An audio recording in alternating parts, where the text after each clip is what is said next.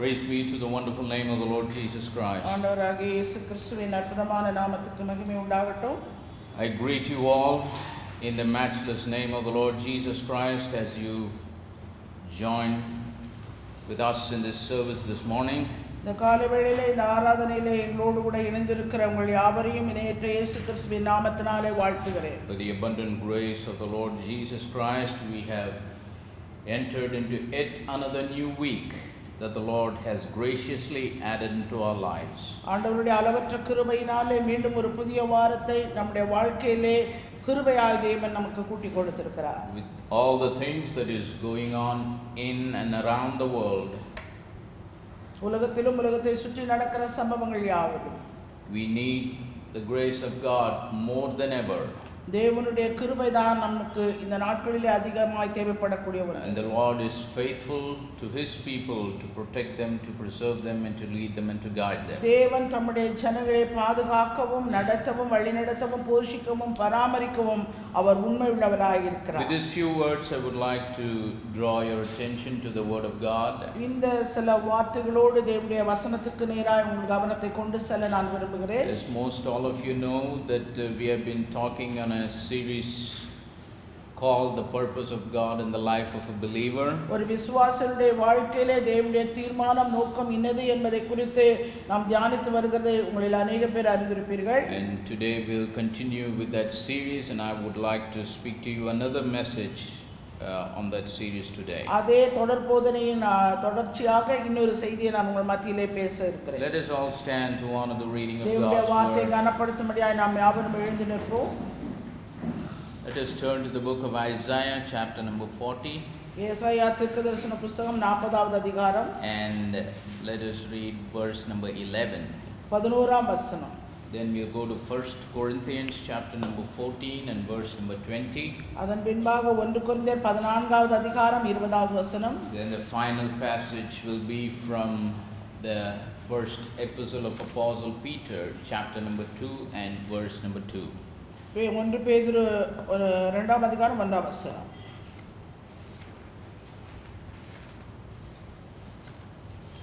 He shall feed his flock like a shepherd.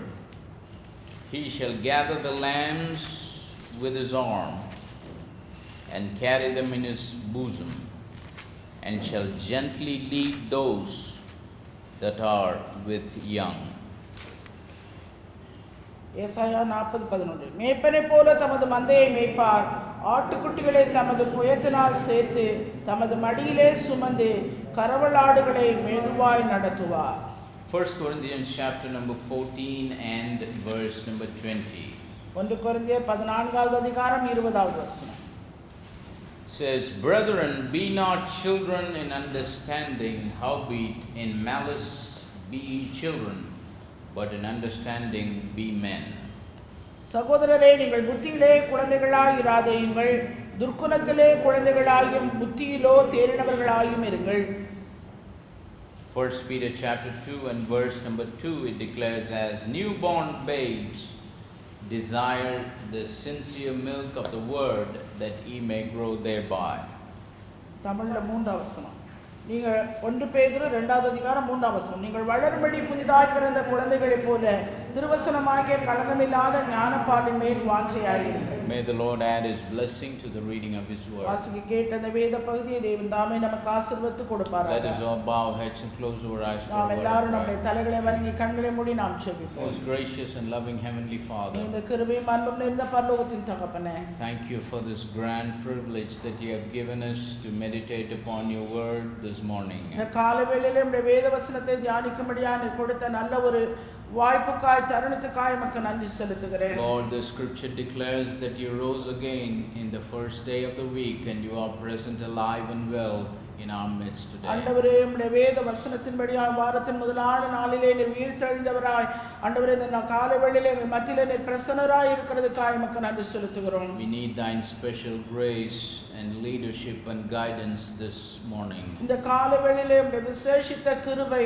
ஆண்டவரே எங்களை வழிநடத்துவதற்கு எங்களுக்கு தேவையாயிருக்கிறது. I pray that you will anoint my lips to speak your anointed word. ஆண்டவரே உம்முடைய அபிஷேகப்பட்ட வார்த்தைகளை பேச என் நாவை நீர் அபிஷேகியும். Anoint every ears to hear and every hearts to receive your word. ஆண்டவரே கேட்கிற செவியை ஏற்றுக்கொள்ளுகிற இருதயத்தை கூட நீர் அபிஷேகிக்க வேண்டுமாய் ஜெபிக்கிறேன்.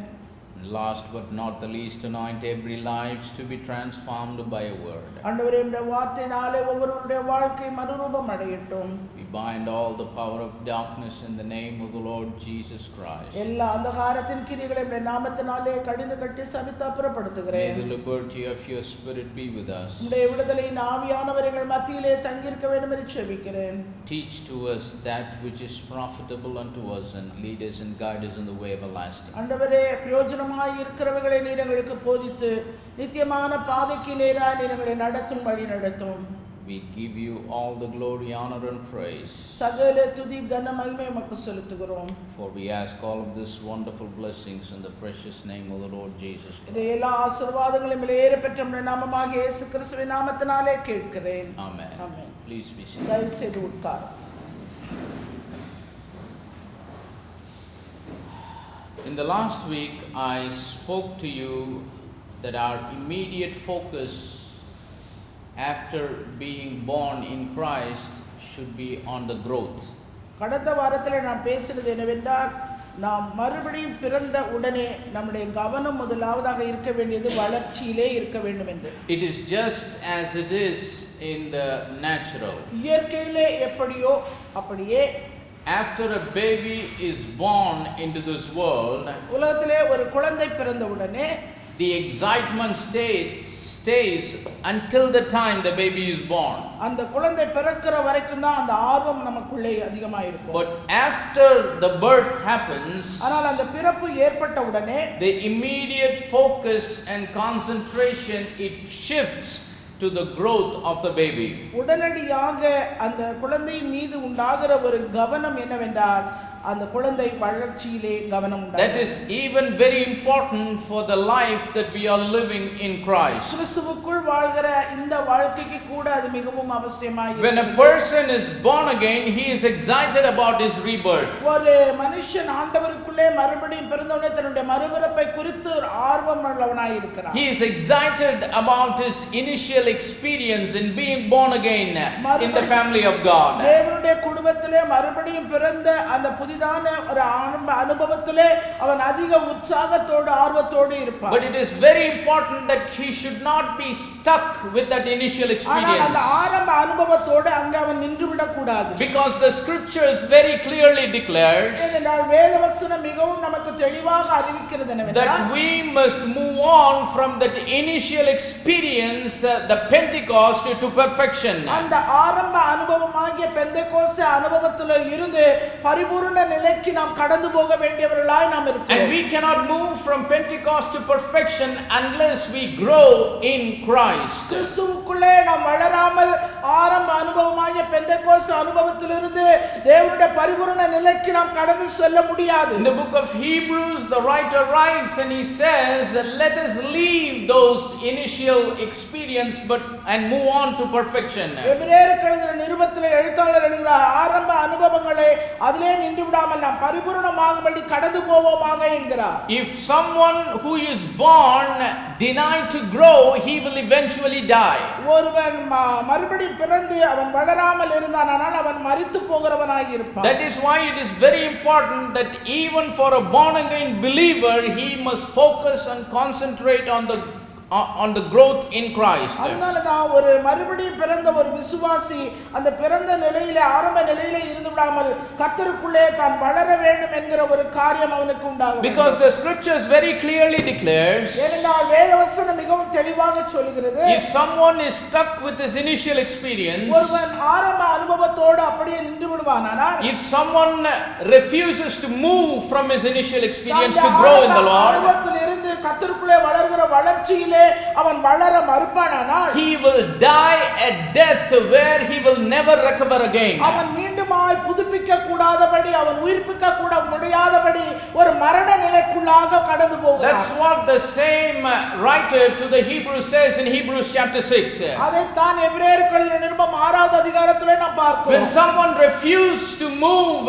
from Pentecost to perfection, அந்த ஆரம்ப அனுபவத்திலிருந்து பரிபூரண நிலைக்கு கடந்து போக மறுப்பவர்கள், the scripture says, வேதவசனம் சொல்லுகிறது, they may be once enlightened, அவர்கள் ஒருமுறை பிரகாசிக்கப்பட்டவர்கள், they might have tasted the good word of God once, தேவனுடைய நல்வார்த்தையை அவர்கள் ருசி பார்த்தவர்கள், they might have received the heavenly gift, அவர்கள் பரம ஈவை பெற்றவர்கள், and the powers of the world to come. உலகத்தின் இனி வருகிற உலகத்தின் பலன்களை அவர்கள், The scripture says, if they shall fall away, அவர்கள் விழுந்து போனார்களானால் to மறுதலித்து renew them again and to repentance is impossible. மனந்திரும்புவதற்கு ஏதுவாய் அவர்களை புதுப்பிக்கிறது கூடாத காரியம். Why it is impossible? ஏன் அது கூடாத காரியம்? It is not impossible because with God it is impossible. தேவனாலே அது கூடாத காரியம் என்பது அர்த்தமல்ல. It is impossible because these people are stuck.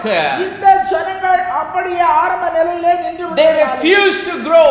அவர்கள் வளர They மறுக்கிறதுனால, refuse to grow in the Lord. ஆண்டவருக்குள்ளே வளர மறுப்பதினாலே, They have made up their mind to stay where they are. அவர்கள் தங்களுடைய மனநிலைமையை அந்த இடத்திலேயே தங்கி விடுவோம் என்று அமைத்துக் கொண்டதினால, That's why people who are stuck are those people that are deceived.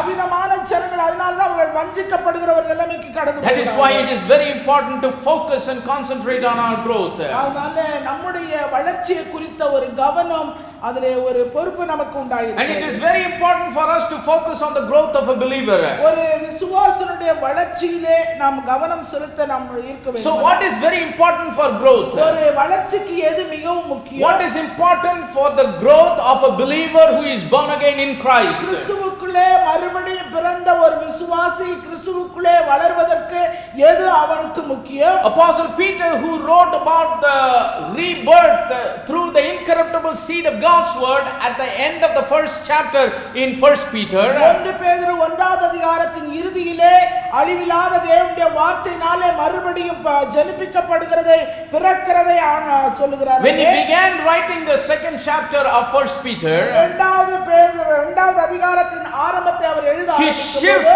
his focus and concentration is shifted to the growth of a believer who was born again. அவருடைய எழுத்து எல்லாமே அந்த பிறப்பு அடைந்தவனிடத்திலிருந்து அது வளர்ச்சிக்குள்ளே கடந்து போகிறது. And before he talked about the actual growth of a believer, ஒரு உண்மையான ஒரு விசுவாசியுடைய உண்மையான வளர்ச்சிக்கு பேசும்போது, he says the believer has to set aside 5 carnal natures from his life. வளர வேண்டிய விசுவாசி பக்கத்திலே ஒதுக்கி வைக்க வேண்டிய 5 காரியங்களை பற்றி அவர் அங்கே எழுதியிருக்கிறார். A lot of times we directly go and say, as newborn babes, we have to desire the sincere milk of the word to grow in the Lord. அநேக நேரங்களிலே நான் ஆண்டவருக்குள்ளே நான் மறுபடியும் பிறந்த புதிதாய் பிறந்த குழந்தை, அதனால நான் போய் ஆண்டவருடைய வசனத்தின் மேல் வாஞ்சையா இருக்கிறேன் என்று நேரடியாக போய், But if that desire of a newborn baby has to come, அந்த புதிதாய் பிறந்த குழந்தையை போல அந்த வாஞ்சை உங்களுக்கு உண்டாக if வேண்டுமானால், a believer has to desire the sincere milk of the word, வார்த்தையை குறித்த ஒரு வாஞ்சை ஒரு விசுவாசிக்கு உண்டாக்கப்பட வேண்டுமானால், verse number 1 says in 1 Peter chapter 2, 1 பேதுரு 2வது அதிகாரம் 1வது வசனம் விதமாய் he has to set aside 5 different carnal natures from his life. அவனுடைய இயற்கையான அந்த சுபாவ தன்மைகள் ஒரு 5 காரியங்களை அவன் ஒதுக்கி வைக்க வேண்டியதாக இருக்கிறது. He says, first of all, lay aside all malice. முதலாவது 2வது வசனம் தமிழ்ல சகல துர்க்குணத்தையும், Number 2, all guile, சகலவித கபடத்தையும், hypocrisies, வஞ்சகங்களையும், envies. Number 4, 4வது பொறாமைகளையும், fifthly, all evil speakings. 5 சகலவித புறங்கூறுதலையும் ஒழித்து விட See, வேண்டும். these are the worst carnal nature a believer can possess that will deprive him to grow in Christ. இந்த தன்மைகள் எல்லாம் இயற்கையாகவே ஒரு விசுவாசிக்குள்ள காணப்படுகிறவைகள். இது தேவனுக்குள்ளே வளர்கிற வளர்ச்சியிலிருந்து அவனை மாற்றுகிற ஒரு திசை மாற்றுகிற ஒரு காரியமாய் இருக்கிறது. These are things that will never allow the believers to grow in the Lord. விசுவாசி கர்த்தருக்குள்ளே வளர்வதற்கு இது இப்படிப்பட்ட தன்மைகள் ஒரு காலம் அனுமதிக்காது. See, when we repented, when we born again, நாம் மறுபடியும் பிறக்கும்போது we actually repented from all these old carnal natures. இந்த பழைய சுபாவ தன்மைகள் எல்லாவற்றிலும் நாம் மரித்தவர்களாய் நாம் But வந்திருக்கிறோம். we should not allow them to come back. ஆனால் அவர்கள் மீண்டுமாய் நமக்குள்ளே வர அனுமதிக்க The கூடாது. devil will try to bring it back into our lives பிசாசு அவைகளை நம்முடைய வாழ்க்கையிலே கொண்டு வர முயற்சிக்கும் போது, because he knows whenever he would bring it back into our lives, எப்பொழுதெல்லாம் இதை நம்முடைய வாழ்க்கைக்குள்ள அவன் கொண்டு வருகிறானோ, he knows that we will never grow in the Lord. நாம் ஆண்டவருக்குள்ளே வளர முடியாது என்பதை அவன் நன்றாக அறிந்திருக்கிறான். That is why before we desire the sincere milk of the word like a newborn baby, ஒரு புதிதாய் பிறந்த குழந்தையை போல அந்த திருவசனமாகிய களங்கமில்லாத ஞானப்பாலின் மேல் நாம் வாஞ்சியாக இருக்க வேண்டும். the scriptures declare that we have to lay aside all these 5 things. வேதவசனம் சொல்லுகிறபடி இந்த 5 விதமான இயற்கை சுபாவ தன்மைகளை நாம் பக்கத்திலே ஒதுக்கி வைக்க வேண்டும். And we have to have a child-like nature. ஒரு குழந்தையை போல ஒரு தன்மை நமக்கு உண்டாயிருக்க வேண்டும். Jesus said when he was in this world, இயேசு கிறிஸ்து இந்த பூமியிலே இருந்தபோது, except we become little children, we cannot enter into the kingdom of God. நாம் திரும்பி சிறு பிள்ளைகளோட ஆகாவிட்டால் தேவனுடைய ராஜ்யத்திலே பிரவேசிக்க மாட்டோம் என்றார். Even Apostle Paul, who was mightily used of the Lord, அதிகமாய் வல்லமையாய் உபயோகப்படுத்தப்பட்ட பவுலும் கூட, when he wrote about himself, தன்னை குறித்து அவன் சொல்லும்போது சொல்லுகிறார், he says, not as though I have attained, நான் அடைந்தாயிற்று, I count not myself to have apprehended. முற்றிலும் தேறினவனானேன் என்று எண்ணாதபடி, Though Apostle Paul had many good credentials in the natural and in the spiritual to boast about, தன்னை குறித்து மேன்மை பாராட்டி பெருமைப்படுத்திக் கொள்கிற அளவுக்கு பவுலுடைய வாழ்க்கையிலே தன்னுடைய சரீர பிரகாரமான வாழ்க்கையிலும் சரி ஆவிக்குரிய வாழ்க்கையிலும் எல்லா மேன்மைகளை கொண்டிருந்த போது, he still had a childlike nature in him. அவனுக்குள்ளே ஒரு குழந்தையை போன்ற ஒரு சுபாவம் காணப்பட்டது. In his life before God, தேவனுடைய பார்வைக்கு முன்பாக அவனுடைய வாழ்க்கை அப்படியே in his personal relationship with God, தேவனோடு கூட தன்னுடைய தனிப்பட்ட அனுபவம், his heart was childlike before the presence of God. அவனுடைய இருதயம் தேவனுடைய பிரசன்னத்திலே ஒரு சிறு குழந்தையை போல காணப்பட்டது. That is why he was able to move on into perfection in his life. அவன் தன்னுடைய வாழ்க்கையிலே அந்த பரிபூரணத்துக்கு மேலாக அவன் கடந்து போகிறவனாய் காணப்பட்டான். That is why he said boldly, follow me as I follow Christ. அதனால அவன் சொன்ன வார்த்தை என்ன? நான் கிறிஸ்துவை பின்பற்றுகிறது போல நீங்கள் என்னை பின்பற்றுகிறவர்கள் ஆகுங்கள் என்றார். Praise the name of the living God. It is very important that we need to be like little children. நாம் ஒரு சிறு பிள்ளைகளை போல மனம் திரும்ப வேண்டியது அவசியமாக இருக்கிறது. In 1 Corinthians chapter number 14 and verse number 20, 1 கொரிந்தியர் 14 அதிகாரம் 20வது வசனத்திலே, we read in the scripture, it says, brethren, be not children in understanding, howbeit in malice be ye children, but in understanding be men.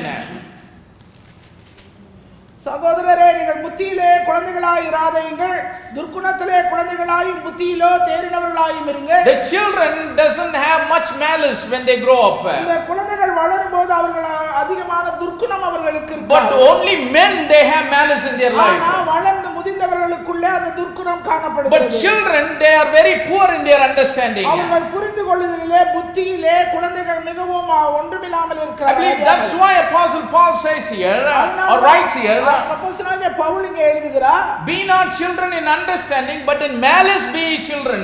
துர்க்குணத்திலே குழந்தைகளாய் இருங்கள், புத்தியிலே தேறினவர்களாய் இருங்கள். In understanding we have to be men. அந்த புத்தியிலே நாம் ஒரு வளர்ந்து முதிர்ந்த மனுஷனை போல இருக்கப்பட Sometimes வேண்டும். even children can act like fools.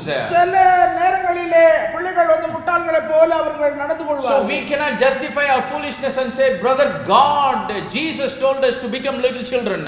ஆண்டவர் வந்து சிறு பிள்ளைகளை போல நம்மை மாறச் சொல்லி இருக்கிறார் என்று அதற்கு நாம் காரணம் சொல்லக்கூடாது. In whichever things we need to be children, we need to have that attitude of children in growing in the Lord. எந்தெந்த காரியங்களிலே குழந்தைகளை போல தன்மை உடையவர்களாய் நாம் இருக்க வேண்டுமோ அப்படிப்பட்ட காரியங்களிலே இருந்து கர்த்தருக்குள்ளே நாம் வளருகிறவர்களாய் In இருக்க whichever வேண்டும். things we need to be men in growing in the Lord, we have to be men. எந்தெந்த காரியத்திலே வளர்ந்து முதிர்ந்த ஒரு மனுஷனை போல நாம் காணப்பட வேண்டுமோ அப்படியாக ஆண்டவருக்குள்ளே வளர்கிற வளர்ச்சியிலே நாம் இருக்க So all those 5 carnal natures, இந்த சொல்லப்பட்ட அந்த 5 விதமான தன்மைகள், all guile, all malice, envyings, hypocrisies and evil speakings, சகல துர்க்குணம், சகல சகல கபடம், சகல வஞ்சகம், சகல பொறாமை, சகல புறங்கூறுதல். We need to make sure we always keep it out of our life all the time. எல்லாத்தையும் எல்லா நேரத்திலும் நம்முடைய வாழ்க்கையிலிருந்து ஓரத்திலே ஒதுக்கி வைக்கப்பட வேண்டும். It's not just one time you lay it aside, ஒரே ஒரு முறை ஒதுக்கி வைத்தால் மாத்திரம் but you போதாது. constantly are aware of keeping all those 5 things out of your life. இந்த காரியங்கள் எப்போதும் நம்முடைய வாழ்க்கையை விட்டு அது தூரமாய் இருக்கப்பட வேண்டிய ஒன்று. It's not today that you do and tomorrow you take it in. இன்னைக்கு விட்டுட்டு நாளைக்கு திரும்ப எடுத்துக்கொள்ளுகிற To காரியம். grow in the Lord, we need to make sure that we constantly keep those 5 evil carnal natures out of our life. இந்த 5 விதமான தீய காரியங்கள் அனைத்தும் நம்முடைய வாழ்க்கையிலிருந்து முற்றிலுமாய் நீக்கப்பட வேண்டியது. Praise the name of the living God. That is why Apostle Paul, when writing his letter to Corinthian church, he said, I die daily.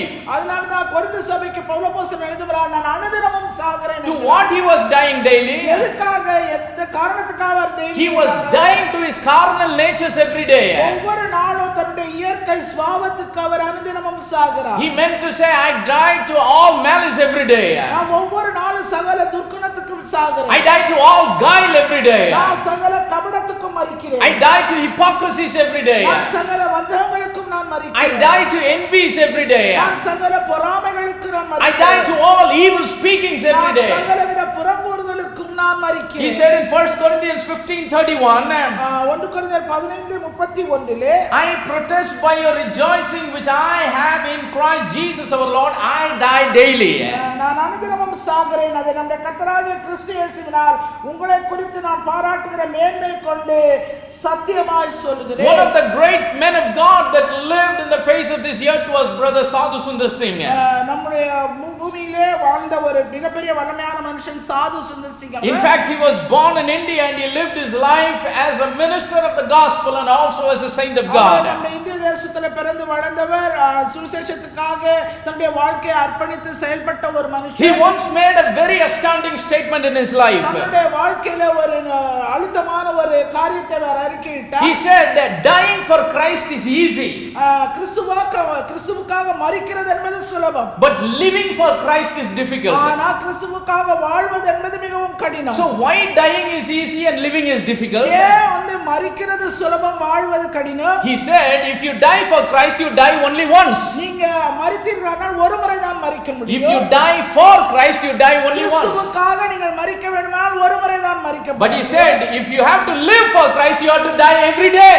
ஆனா கிறிஸ்துவுக்காக நீங்கள் வாழ வேண்டுமானால் அனுதினமும் நீங்கள் சாக வேண்டும். Every day death is necessary if we need to live for Christ. கிறிஸ்துவுக்காக நாம் அனுதினமும் சத்தாதான் அவருக்குள்ளே நாம் வளர முடியும். So after Peter said we need to lay aside all these 5 things, பேதுரு எல்லாவற்றையும் ஒதுக்கி வைக்க சொல்லிவிட்டு he says as newborn babes புதிதாய் பிறந்த குழந்தையை போல desire the sincere milk of the word that he may grow thereby. திருவசனமாகிய களங்கமில்லாத ஞானப்பாலின் மேல் வாஞ்சையாய் இருக்க. He would have just said desire the sincere milk of the word. அவர் வந்து வெறும் அந்த ஞானப்பால் மேல் வாஞ்சையாய் இருங்கள் என்று மாத்திரம் But சொல்லல. first of all he talked about desire like a newborn baby. ஒரு புது பிறந்த குழந்தை போல வாஞ்சை இருக்கணும் என்று See, சொல்கிறார். a newborn baby's desire is entirely different from any other one's desire. மற்றவர்களுடைய வாஞ்சை காட்டில், மற்ற குழந்தைகளை காட்டிலும் இந்த புதிதாய் பிறந்த குழந்தைகளோட வாஞ்சை முற்றிலும் வித்தியாசம். There is a uniqueness in the desire of a newborn baby. இந்த புதிதாய் பிறந்த குழந்தைகளுடைய வாஞ்சையில ஒரு தனித்துவம் உண்டு. The desire of a newborn baby has a very special uniqueness to it. அந்த புதிதாய் பிறந்த குழந்தைகளுடைய வாஞ்சையில ஒரு தனித்துவம், ஒரு புதுமை உண்டாயிருக்கு. It is entirely different from any other desire of any other person. மற்றவர்களுடைய வாஞ்சையை மற்ற வாஞ்சைகளை காட்டிலும் அது வித்தியாசமாக. If we look closely at the newborn baby's desire, அந்த புதிதாய் பிறந்த குழந்தையின் வாஞ்சையை நாம் உற்று நோக்கி கவனித்தோமானால் the newborn baby's desire is very focused. அது ஒரு கவனமுள்ள ஒரு வாஞ்சையாய் இருக்கிறது. The newborn baby's desire is only one. அந்த குழந்தையோட வாஞ்சை ஒன்றே மாத்திரமாய் இருக்கிறது. What is that only one? அந்த ஒரு வாஞ்சை என்ன வாஞ்சை? Always want to drink milk. எப்போதும் பால் தான் குடிக்கணும். Hungry, drink milk. Hungry, drink milk. பசியாய் இருப்பது பாலை குடிக்கணும். But if you go to a grown man and ask for his desire, ஆனா ஒரு வளர்ந்தவர்கிட்ட போய் நீங்க அவங்க வாஞ்சை கேட்டு பாத்தீங்களானா he says, I want to earn so much. எனக்கு இன்னும் அதிகமா வேணும். I want to build a house. நான் ஒரு வீடு கட்டணும். I want to buy a piece of land. எனக்கு ஒரு நிலத்தை நான் வாங்க வேண்டும். I want to buy car. நான் கார் வாங்க வேண்டும். I want to marry. நான் கல்யாணம் பண்ண வேண்டும். I want to have so many children. எனக்கு अनेक பிள்ளைகள் உண்டாக I want to raise a family. நான் குடும்பத்தை நான் எழுப்ப I want to do this. I want to do that. நான் இதை செய்ய வேண்டும், அதை செய்ய வேண்டும். I like that. I like this. எனக்கு இது விருப்பம், எனக்கு அது விருப்பம். So grown person have many desires. வளர்ந்து முதிர்ந்தவர்களுக்குள்ள अनेक வாஞ்சைகள். Even a growing person also has many desires. வளர்ந்து போனவர்களுக்கு கூட அப்படிப்பட்ட But a newborn baby, ஆனால் புதிதாய் பிறந்த குழந்தை it has got only one desire. ஒரே ஒரு வாஞ்சை. Its desire is focused. அந்த வாஞ்சையும் கவனமுள்ள ஒரு வாஞ்சை. It has got only one love.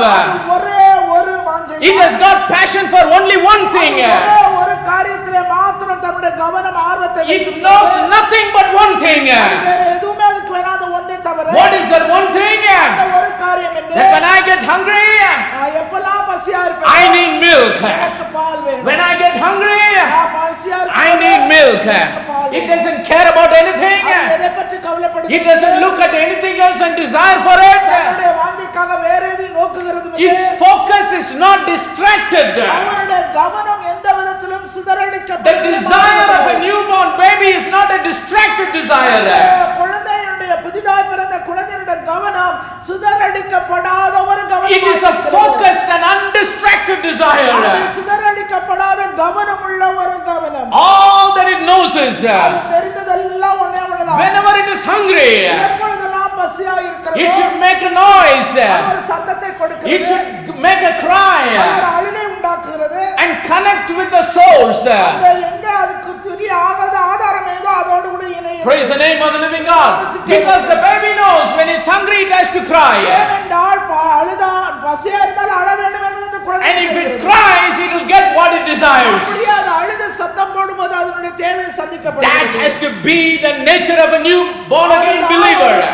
புதிதாய் பிறந்த குழந்தையின் அனுபவம், ஒரு புதிதாய் பிறந்த விசுவாசியின் அனுபவம். When a person is born again நபர் மறுபடியும் பிறந்து and he wants to grow in the Lord, ஆண்டவருக்குள்ளே வளர வேண்டுமானால் he has to have a focus in his growth. அவனுடைய வளர்ச்சியிலே அவனுடைய கவனம் இருக்க He has to have a concentrated focus on his growth. அவனுடைய வளர்ச்சியிலே ஒரு நிலைத்த கவனம் இருக்க He should not be distracted by the world. உலகத்தினாலே அவன் கவனம் He should not be distracted by the passions of the world. உலகத்தின் காரியங்களிலே தன்னுடைய கவனத்தை அவன் The lust of the flesh, மாம்சத்தின் the இச்சை, lust of the eyes, கண்களின் இச்சை, the pride of life. ஜீவனத்தின் பெருமை. These things are not from God, these are from the world. இதெல்லாம் வந்து தேவனிடத்திலிருந்து வந்ததில்லை, உலகத்திலிருந்து வந்தவைகள். All of his passion, அவனுடைய முறுக்கமான சகல all of his focus, அவனுடைய கவனங்கள் எல்லாம், all of his love, அவனுடைய அன்பு எல்லாம், all of his desire, அவனுடைய விருப்பங்கள் எல்லாம் it must be focused on the growth of his life. அந்த ஆண்டவருக்குள்ளே வளருகிற வளர்ச்சியிலே தான் இருக்கப்பட வேண்டும். Like a newborn baby, ஒரு புதிதாக பிறந்த he குழந்தையை needs to போல have a focused desire. ஒரு கவனமுள்ள ஒரு காரியம் He should say, அவனுக்குள்ளே come what may, I need to grow in the Lord. என்ன வந்தாலும் சரி, நான் ஆண்டவருக்குள்ளே நான் வளர வேண்டும். That is my first priority. அதுதான் என்னுடைய முதலான முழுமையான ஒரு நோக்கம். I have my focus on that priority first. முதலாவது அந்த நோக்கத்துல தான் அந்த கவனம் எனக்கு இருக்கப்பட A வேண்டும். lot of believers fail to grow because they have a priority problem. அநேக விசுவாசிகள் வளர்கிறதுல தோல்வி அடைகிறார்கள். ஏனென்றா அவங்க தெரிந்து கொள்கிற காரியத்திலே அவர்கள் தோல்வி. God knows we live in this world. ஆண்டவருக்கு தெரியும் நாம் இந்த உலகத்துல தான் வாழ்கிறோம் என்று. We need to do certain things that are necessary for our life. நம்முடைய வாழ்க்கைக்காக சில காரியங்களை செய்ய வேண்டியது அவசியமாக இருக்கிறது என்பதோ தேவனுக்கு தெரியும். Because God only created us and formed us and put us in this world. தேவன் நம்மை சிருஷ்டித்து உருவாக்கி இந்த உலகத்திலே வைத்திருக்கிறார். He has certain things that we need to do in this world. இந்த உலகத்திலே சில காரியங்களை செய்யும்படியாக தேவன் நமக்கு அனுமதித்திருக்கிறார். He doesn't want us to be lazy, sit in the corner of our room. நம்முடைய வீட்டின் மூலையில ஒரு சோம்பேறியா உட்கார்வதற்காக தேவன் நம்மை But the priority is very important. ஆனா நம்ம எதுக்கு முக்கியத்துவம் கொடுக்கிறது என்பதுதான். That is why Jesus said in Matthew chapter 6, அதனால இயேசு கிறிஸ்து மத்தேயு 6வது அதிகாரத்திலே and in verse number 33 he said, 33ஆம் வசனத்திலே விதமாய் seek சொல்கிறார், ye first the kingdom of God. முதலாவது தேவனுடைய ராஜ்யத்தையும் அதன் நீதியையும் See, தேடுங்கள். first means first. முதலாவது என்ன? முதல்தான். There cannot be 2 first. அங்க 2 முதல்மை இருக்க There முடியாது. cannot be 3 first. 3 உண்மைகள் இருக்க There cannot be 4 first or 5 first. 4 5 முதல்கள் இருக்க When முடியாது. God Almighty said, seek ye first, ஆண்டவர் சர்வவல்லமையுள்ள தேவன் முதல் என்று ஒன்றை சொன்னாரானால் it must be only one thing. அது ஒரே காரியம் மாத்திரமே இருக்க And what is that one thing? அந்த ஒரு காரியம் என்ன? Seek ye first the kingdom of God. முதலாவது தேவனுடைய ராஜ்யத்தையும் அதன் நீதியையும் தேடுங்கள். Why were you born again? ஏன் நம்ம மறுபடியும் பிறந்திருக்கிறோம்? Jesus said, except a man be born again, he cannot see the kingdom of God. மனுஷன் மறுபடியும் பிறவாவிட்டால் தேவனுடைய ராஜ்யத்தை காண மாட்டான். He said, except a man be born of water and of the spirit, he cannot enter into the kingdom of God. ஜலத்தினாலும் ஆவியினாலும் பிறவாவிட்டால் அவன் தேவனுடைய ராஜ்யத்திலே பிரவேசிக்க மாட்டான். So the very fact we are born again, நம்ம மறுபடியும் பிறந்ததுக்குரிய உண்மை it என்னவென்றால் must tell us the importance of the kingdom of God in our தேவனுடைய life. ராஜ்யத்தை குறித்த ஒரு முக்கியத்துவம் நம்முடைய வாழ்க்கைக்குள்ளே உண்டாகும். And not only that, we need to realize the importance only in the birth. அந்த பிறப்பினாலே மாத்திரம் தேவனுடைய ராஜ்யத்தை குறித்த முக்கியத்துவம் நம்முடைய வாழ்க்கையில உண்டாகும். Even while we are growing in the Lord, ஆண்டவருக்குள்ளே வளர்கிற அந்த வளர்ச்சியில் we need to have a constant awareness of the importance of the kingdom of God in our தேவனுடைய life. ராஜ்யத்தை குறித்த முக்கியத்துவமும் முதன்மையும் எப்போதும் நம்முடைய கவனத்திலே ஜாக்கிரதையாக When we were born again, we were born into the kingdom of God. நாம் மறுபடியும் பிறந்தபோது தேவனுடைய ராஜ்யத்துக்குள்ளே We பிறந்திருக்கிறோம். became citizens in the kingdom of God. தேவனுடைய ராஜ்யத்தின் குடிமக்களாக And that is why it is very important for us to grow in the kingdom of God. அதனால தேவனுடைய ராஜ்யத்துக்குள்ளே நாம் வளர வேண்டியது And அவசியம். for that, our focus is very important. அதற்கு நம்முடைய கவனம் மிகவும் முக்கியமானது. And for that focus, priority is very important. அந்த கவனத்துக்கு நாம் கொடுக்கிற முன்னுரிமை முக்கியமானது. Unless we recalibrate our priorities, we cannot grow in the Lord. நாம் கொடுக்க வேண்டிய கவனத்துக்கு கொடுக்க வேண்டிய முதன்மையை முன்னுரிமையை கொடுக்காவிட்டால் தேவனுடைய பிள்ளையாய் நாம் வளர முடியாது. Unless we keep God first, we cannot grow in the Lord. தேவனை நம்முடைய வாழ்க்கையின் முதன்மையாய் நாம் கொள்ளாவிட்டால் நம்மளே வளர்ச்சி இருக்காது. Unless we keep the leading of the Holy Spirit first, we cannot grow in the Lord. பரிசுத்த ஆவியினுடைய வழிநடத்தலுக்கு நம்மை ஒப்புக்கொடுத்து அந்த வழிநடத்தலின்படி இராவிட்டால் தேவனுடைய வளர்ச்சி அவருக்குள்ளே நாம் வளர்கிற வளர்ச்சி நம்மளே இருக்காது. Until and unless we live by every word that proceeds out of the mouth of God, we cannot grow in the Lord. தேவனுடைய வாயிலிருந்து புறப்படுகிற ஒவ்வொரு வார்த்தையினாலும் பிழைக்கிற அனுபவம் ஒரு தேவனுடைய பிள்ளைக்கு இல்லாவிட்டால் அவன் தேவனுக்குள்ளே வளருவது முடியாத So the காரியம். desire of a newborn baby, எனவே புதிதாய் பிறந்த அந்த குழந்தையின் வாஞ்சை it is a focused desire. அது ஒரு கவனமுள்ள வாஞ்சையாய் It is இருக்கிறது. a sure அது ஒரு desire. நிச்சயமுள்ள வாஞ்சையாய் It is a இருக்கிறது. firm அது desire. உறுதியான ஒரு It வாஞ்சையாய் is an unshakable அது desire. அசைக்க முடியாத வாஞ்சையாய் Whenever it gets hungry, it cries. எப்பொழுதெல்லாம் அது பசிக்கிறதோ அது அழுகிறது. When it cries and nobody gives milk, what will it do? அப்படியே அது அழுகும்போது யாருமே அதுக்கு குடிக்க பால் கொடுக்காட்டா என்ன ஆகும்? Okay, I desire milk. I cried. Nobody is giving me. நான் வந்து பசியா இருக்குது வாஞ்சையா இருக்கிறேன் அழுதேன் யாருமே எனக்கு பால் கொடுக்கல. So that is why let me shift my desire to something else. வேற எதுல ஏதாவது உள்ள வாஞ்சையை நான் வச்சிடலாம். Will a baby do like that? எந்த குழந்தையா அப்படி Let செய்யலாம்? me shift my desire on a toy. இல்ல ஒரு விளையாட்டு பொருள்ல என்ற கவனத்தை நான் Let வைக்கலாம். me shift my desire on some entertainment. இல்ல ஏதோ ஒரு பொழுதுபோக்கிலே என்னுடைய கவனத்தை நான் கொண்டு போகலாமா? Let me shift my desire on a bar of candy. இல்ல ஒரு மூட்டை சாக்லேட் அதுல என்னுடைய கவனத்தை கொண்டு போகலாமா? No, if it cries and nobody gives, it cries more. நீ வந்து அழுகும்போது யாருமே உனக்கு கவனம் கொடுக்காவிட்டா நீ அழுதுட்டே தான் இருக்கணும். And still if nobody pays attention, it will cry more. இன்னும் யாருமே கவனம் கொடுக்கிற வரைக்கும் நீ அழுதுட்டு இருக்கணும். Until the mother feeds the baby, it keeps on crying. அந்த தாய் அந்த குழந்தையை அந்த பாலை புகட்டுற வரைக்கும் அந்த குழந்தை அழுது கொண்டு It will never shift its desire. ஒரு காலம் தன்னுடைய கவனத்தை வேற எதிலும் It மாற்றாது. will never change its desire. தன்னுடைய கவனத்தை ஒரு காலம் மாற்றாது. The focus of a baby's desire will never be changed. குழந்தையுடைய அந்த வாஞ்சையின் கவனம் ஒரு காலம் மாறுகிறது இல்லை. Because all that a newborn baby knows to desire is அந்த குழந்தை பிறந்த குழந்தையுடைய வாஞ்சை அது அறிந்தது எல்லாம் to desire the milk from its mother. தன்னுடைய தாயினிடத்திலிருந்து தான் பெற்றுக்கொள்கிற அந்த பாலிலே மாத்திரம். Praise the name of the living God.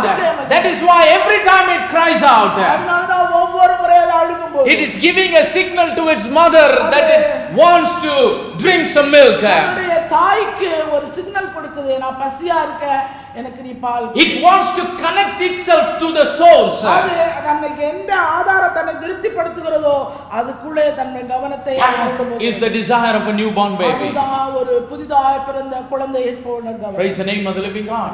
And the baby knows nothing else. அது தவிர அந்த குழந்தைக்கு வேற ஒன்றும் தெரியாது. A baby, a newborn baby doesn't know what it needs for its own growth. தன்னுடைய சுயமான வளர்ச்சிக்கு ஒரு பிறந்த குழந்தைக்கு வேற என்ன தேவைங்கிறத கூட எதுவுமே தெரியாது. Does a newborn baby know what it needs? அதுக்கு பிறந்த குழந்தைக்கு தெரியுமா தனக்கு என்ன தேவைன்னு? What kind of supplement is good for its own growth? இல்ல தன்னுடைய வளர்ச்சிக்கு சுயமான வளர்ச்சிக்கு ஏதாவது சத்து எந்த சத்து தேவைன்னு தெரியுமா? It's very hard for a newborn baby to realize that it is a living creature born into this world. இந்த பூமியில அது வந்து பிறந்து ஒரு உயிருள்ள ஜீவனா அது வாழ போகுதுங்கிறது கூட அதுக்கு அந்த புரிந்து கொள்ள ஒரு கிடையாது. That is why none of us remember the day and time we were born. அதனால தான் நம்மள ஒவ்வொருவருக்கும் நாம் எந்த நாள்ல எந்த நேரத்துல பிறந்தோம் என்பது நாம் எவரும் அறியோம். Many people they don't know even their first day in school now. அவங்க முதல் நாள் பள்ளிக்கூடத்துக்கு போனது கூட சிலருக்கு ஞாபகம் இருக்கிறது இல்ல.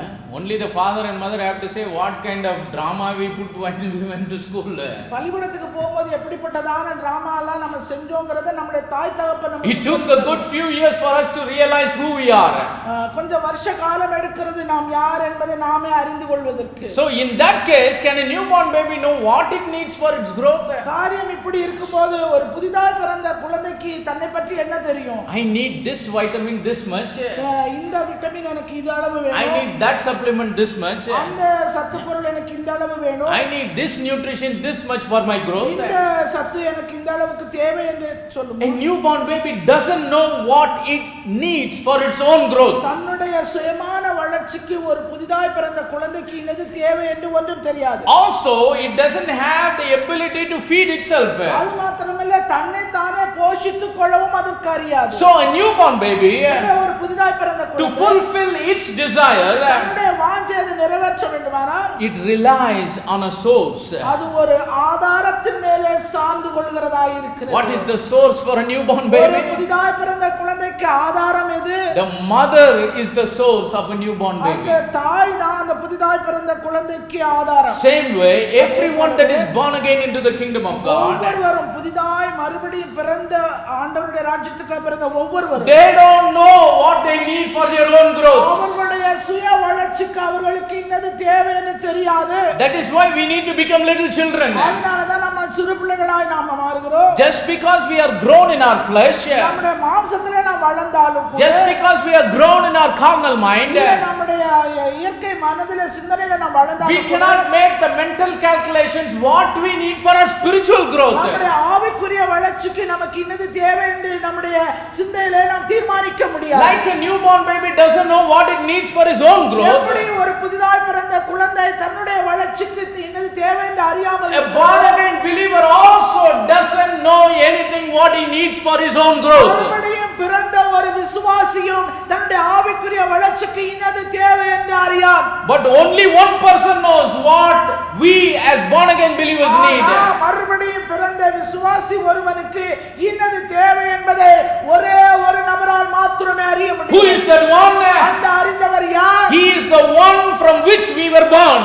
நாம் பிறந்த அவரிடத்துல அவருக்கு மாத்திரமே தெரியும். Like a mother knows what the child needs for its growth, எப்படி ஒரு தாய் அந்த பெத்த குழந்தைக்கு என்ன தேவைன்றதை அறிந்திருந்தாலும் அதுபோல we the born again believers must understand மறுபடியும் பிறந்த விசுவாசிகளாகிய நாம் புரிந்து கொள்ள வேண்டியது that என்னவென்றால் only the Almighty God, the source of our life, only He knows what we need for our growth. நம்முடைய வாழ்க்கைக்கு ஆதாரமாய் இருக்கிற சர்வ வல்லமையுள்ள தேவன் மாத்திரமே நமக்கு என்னது தேவை என்பதை அவர் Only He knows what are the right spiritual nutrients needed for our growth. ஆவிக்குரிய ஆகாரம் என்னது என்பதை அவர் அறிந்திருக்கிறார். Only He knows what are the spiritual vitamins and supplements and food that we need for our spiritual growth in the Lord. வளர்ச்சிக்கு வேண்டிய ஆகாரம் சத்து vitamin எல்லாம் எது எப்படிப்பட்டது நமக்கு தேவை என்பதை நம்முடைய சர்வ வல்லமையுள்ள தேவன் தாமே அறிந்திருக்கிறார். Like a baby doesn't have the ability to feed its own self, எப்படி ஒரு பெரிதாய் பிறந்த குழந்தை தன்னை தானே போஷித்துக் கொள்ள முடியாதோ we the born again believers, we don't know what we need and how we can feed ourselves. மறுபடியும் புதிதாய் பிறந்த விசுவாசிகளாகிய நாமும் நம்மை நாமே போஷித்துக் கொள்ள முடியாது. But we can be only fed of the Lord from whom we are born again. நாம் மறுபடியும் பிறந்த அவராலே மாத்திரமே நாம் போஷிக்கப்பட வேண்டியவர்களாய் இருக்கிறோம். Praise the name of the living God.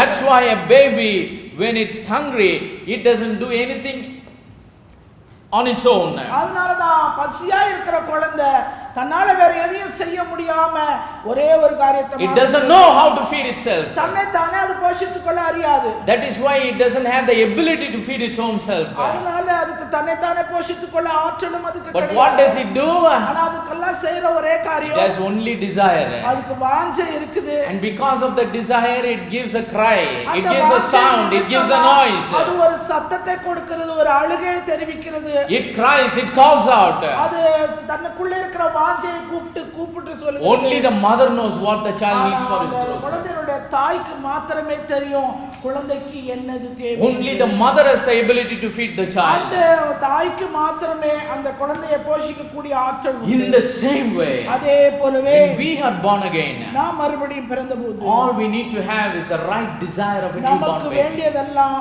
ஆண்டவரை குறித்த வசனத்தை குறித்த ஒரு சரியான வாஞ்சை, Right desire, சரியான ஒரு வாஞ்சை, a focused desire, ஒரு கவனமுள்ள ஒரு வாஞ்சை, an undistracted desire, திசை திருப்ப கூடாத ஒரு வாஞ்சை, a desire that is prioritized. நம்முடைய முன்னுரிமை முதலிருமை முழுவதும் அந்த வாஞ்சையே. And we just cry to the Lord. ஆண்டவரை நோக்கி நாம் அவிதமாய் கூப்பிடுவோம். He knows what we need. அவருக்கு நன்றாக தெரியும் நாம் எதற்காக. He has the ability to feed us. அவருக்கு ஆற்றல் உண்டு நம்மை போஷிக்க. When we come to this desire, இந்த ஒரு வாஞ்சை நிலைக்கு நாம் வரும்போது we can live by every word that proceeds out of the mouth of ஆண்டவருடைய God. வாயிலிருந்து புறப்படுகிற ஒவ்வொரு வார்த்தையினாலும் நாம் பிழைக்க. Many people, because they don't have the desire, அநேகருக்கு இப்படிப்பட்ட வாஞ்சை இராததினாலே they almost tell the Lord what they need. ஆண்டவர்ட்ட போய் இவங்களே சொல்றாங்க தங்களுடைய தேவை என்னது என்று. I need this. ஆண்டவரே எனக்கு இது தேவை. I need this word. எனக்கு இந்த வார்த்தை வேணும். I need that word. எனக்கு அந்த வார்த்தை வேண்டும். Who are we and how do we know what we need for our own growth? நாம யாரு, எப்படி நமக்கு என்னது தேவை என்று போய் அவரிடத்திலே சொல்ல முடியும்? This is not the desire of a newborn baby. இது வந்து ஒரு புதிதாக பிறந்த குழந்தை போன்ற வாஞ்சை கிடையாது. This is the desire of a grown up person. இது வளர்ந்து முதிர்ந்த ஒரு நபருடைய வாஞ்சையாகும். This is a carnal desire. இது ஒரு மாம்சமான வாஞ்சை. But a spiritual desire is the desire of a newborn baby. ஆவிக்குரிய வாஞ்சை ஒரு புதிதாக பிறந்த குழந்தையின் வாஞ்சை போல இருக்கும். When we have the desire of the newborn baby, what we will do? அந்த புதிதாக பிறந்த குழந்தையை போல ஒரு வாஞ்சை உடையவர்களாய் நாம் இருப்போம். Lord, whatever you give me, I will take. நாம என்ன செய்வோம்? ஆண்டவர்ட்ட கேட்போம், நீங்க என்ன கொடுத்தாலும் சரியா. With whatever word you feed me, I will take it in. எப்படிப்பட்ட வார்த்தையை கொண்டு நீர் என்னை போஷித்தாலும் சரி. Whether you give milk, I will take. நீங்க பாலை கொடுத்தாலும் நான் எடுத்துக்கிறேன். Whether you give me bread, I will take. நீங்க அப்பத்தை கொடுத்தாலும் நான் எடுத்துக்கிறேன். Whether you give a strong meat, I will take. நீங்க ஒரு பலமுள்ள ஆகாரத்தை கொடுத்தாலும் நான் அதை I don't know, Lord, what I need for my growth. என்னுடைய வளர்ச்சிக்கு என்னவென்று எனக்கே தெரியாது. In my carnality, I may think many things that I need. என்னுடைய மாம்சீகத்திலே நான் எனக்கு தேவைன்னு நான் अनेक காரியங்களை நான் நினைக்கிறேன். But you actually know the real need of my life. நான் உண்மையாகவே எனக்கு இன்னது தேவை என்று அறிந்தவர் நீர் ஒருவர் மாத்திரமே. Praise the name of the living God. That is why அதனால our desire as God's people is very important. தேவனுடைய பிள்ளைகளாய் இருக்கிற நம்முடைய வாஞ்சை மிகவும் முக்கியமானது. As believers, we have to have the right kind of desire. விசுவாசிகளாகிய நாம் ஒரு சரியான வாஞ்சை உடையவர்களாய் The desire of a newborn baby. ஒரு புதிதாய் பிறந்த குழந்தை A focused desire. ஒரு கவனமுள்ள வாஞ்சை. An undistracted desire. திசை திருப்பப்படாத ஒரு வாஞ்சை. A desire where we convey to the Lord, Lord, I don't know what I need for my life. என்னுடைய வாழ்க்கைக்கான காரியம் என்னது என்று நான் அறியேன். Whatever you feed me with, I will take it in. எதை கொண்டு போஷித்தாலும் நான் அதை ஏற்றுக்கொள்கிறேன். When we have this kind of desire, இப்படிப்பட்டதான வாஞ்சை நாம் உடையவர்களாய் இருப்போமானால் we will totally submit ourselves to the souls. அந்த ஆதாரத்துக்கு அந்த ஜீவனுக்கு முழுவதுமாய் நம்மை முற்றிலுமாய் நாம் அர்ப்பணிக்கிறோம். When a baby has a newborn desire, when a newborn baby has a desire, புதிதாக பிறந்த குழந்தை கொண்டிருக்கிற வாஞ்சை, when it is hungry, it cries, அது பசியா இருக்கும்போது அழுகுது. but it totally submits itself to its mother. அது தன்னுடைய தாய்க்கு தன்னை முழுவதுமாய் விட்டு கொடுத்து விடுகிறது. It will never try to overpower the mother. அது தன்னுடைய பலத்தனாவை பற்றி தாயை மேற்கொள்கிறது. Because the baby trusts its mother. தாயை அது முழுவதுமாய் அது நம்புகிறது. The baby never thinks, oh, this woman will feed me with poison. இந்த மனுஷி என்ன வந்து விஷத்தினால போஷித்துவாளோ குடுத்துவாளோ. The baby totally trusts his mother. அப்படி எல்லாம் நினைக்காம தன்னுடைய தாயை முழுவதுமாய் அது நம்புகிறது. And because of the trust, the baby totally submits and commits itself to its mother. கொண்டிருக்கிற அந்த நம்பிக்கையினாலே தன்னுடைய காரியங்கள் தன்னுடைய வாழ்க்கை முழுவதுமாய் அந்த குழந்தை தாயின் இடத்துல அர்ப்பணிக்கிறது. With whatever you feed me, mom, I will take it in. நீ எதை கொண்டு என்ன போஷித்தாலும் சரி நான் முழுசுமா என்ன உன் கழுத்துல கொடுக்கிறேன். Because I trust you. ஏன்னா நான் உம்மை நம்புறேன். I commit myself to you. I submit myself to you. Praise the name of the living God. That's the desire of a newborn baby. Praise the name of the living God. And that desire of a newborn baby is also constant.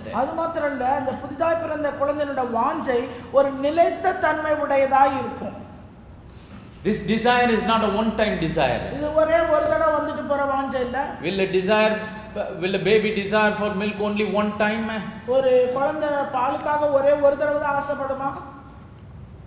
And say, next time I want meat. Next time please bring Cadbury chocolate. Please give me strawberry milk next time. That desire of the baby never changes, it is constant. Same kind of desire over and over and over again. So we may grow in the Lord. We may become young in the Lord. We may become like a middle-aged person in the Lord. We even may become mature in the Lord. But the desire must never change. No matter how much ever we grow in the Lord, this newborn baby's desire must be constant.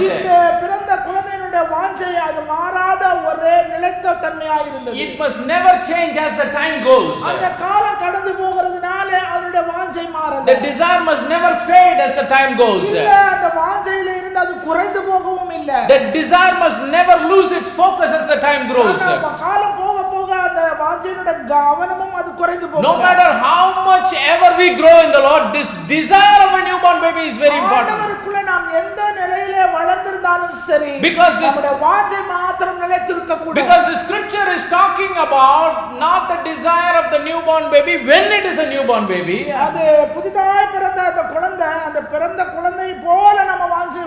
புதிதாய் பிறந்த குழந்தையாய் இருக்கிறப்ப மாத்திரம் புதிதாய் பிறந்த வாஞ்சைன்னு பைபிள்ல என்ன பண்ணல எழுதல வெறும் வாஞ்சையை பத்தி தான் எழுதிருக்கு. Praise the name of the living God. No matter how much ever we grow in the Lord, that desire must not change.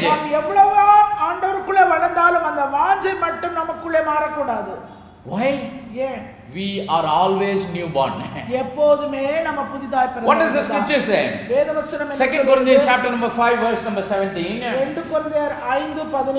The scripture says, if any man be in Christ, he is a new creature. If a person comes into Christ, he never becomes old. He always is a new creature. The scripture also says in 2 Corinthians chapter 4 and verse number 16, here Apostle Paul writing to the saints of the church of the city of Corinth, he says, for which cause we faint not, but though our outward man perish, yet the inward man is renewed day by day. ஆனபடினாலே நாங்கள் சோர்ந்து போகிறதில்லை. எங்கள் புறமான மனுஷனானது அழிந்தும் உள்ளான மனுஷனானது நாளுக்கு நாள் புதிதாக்கப்படுகிறது. Praise the name of the living God. When we are born again believers, நாம் ஒரு மறுபடியும் பிறந்த விசுவாசிகள், though the outward man gets old, நம்முடைய வெளிப்புறமான இந்த மனுஷன் பழையவனாய் அவன் முதிர்ந்தவனாய் போனாலும், the inward man he always becomes new.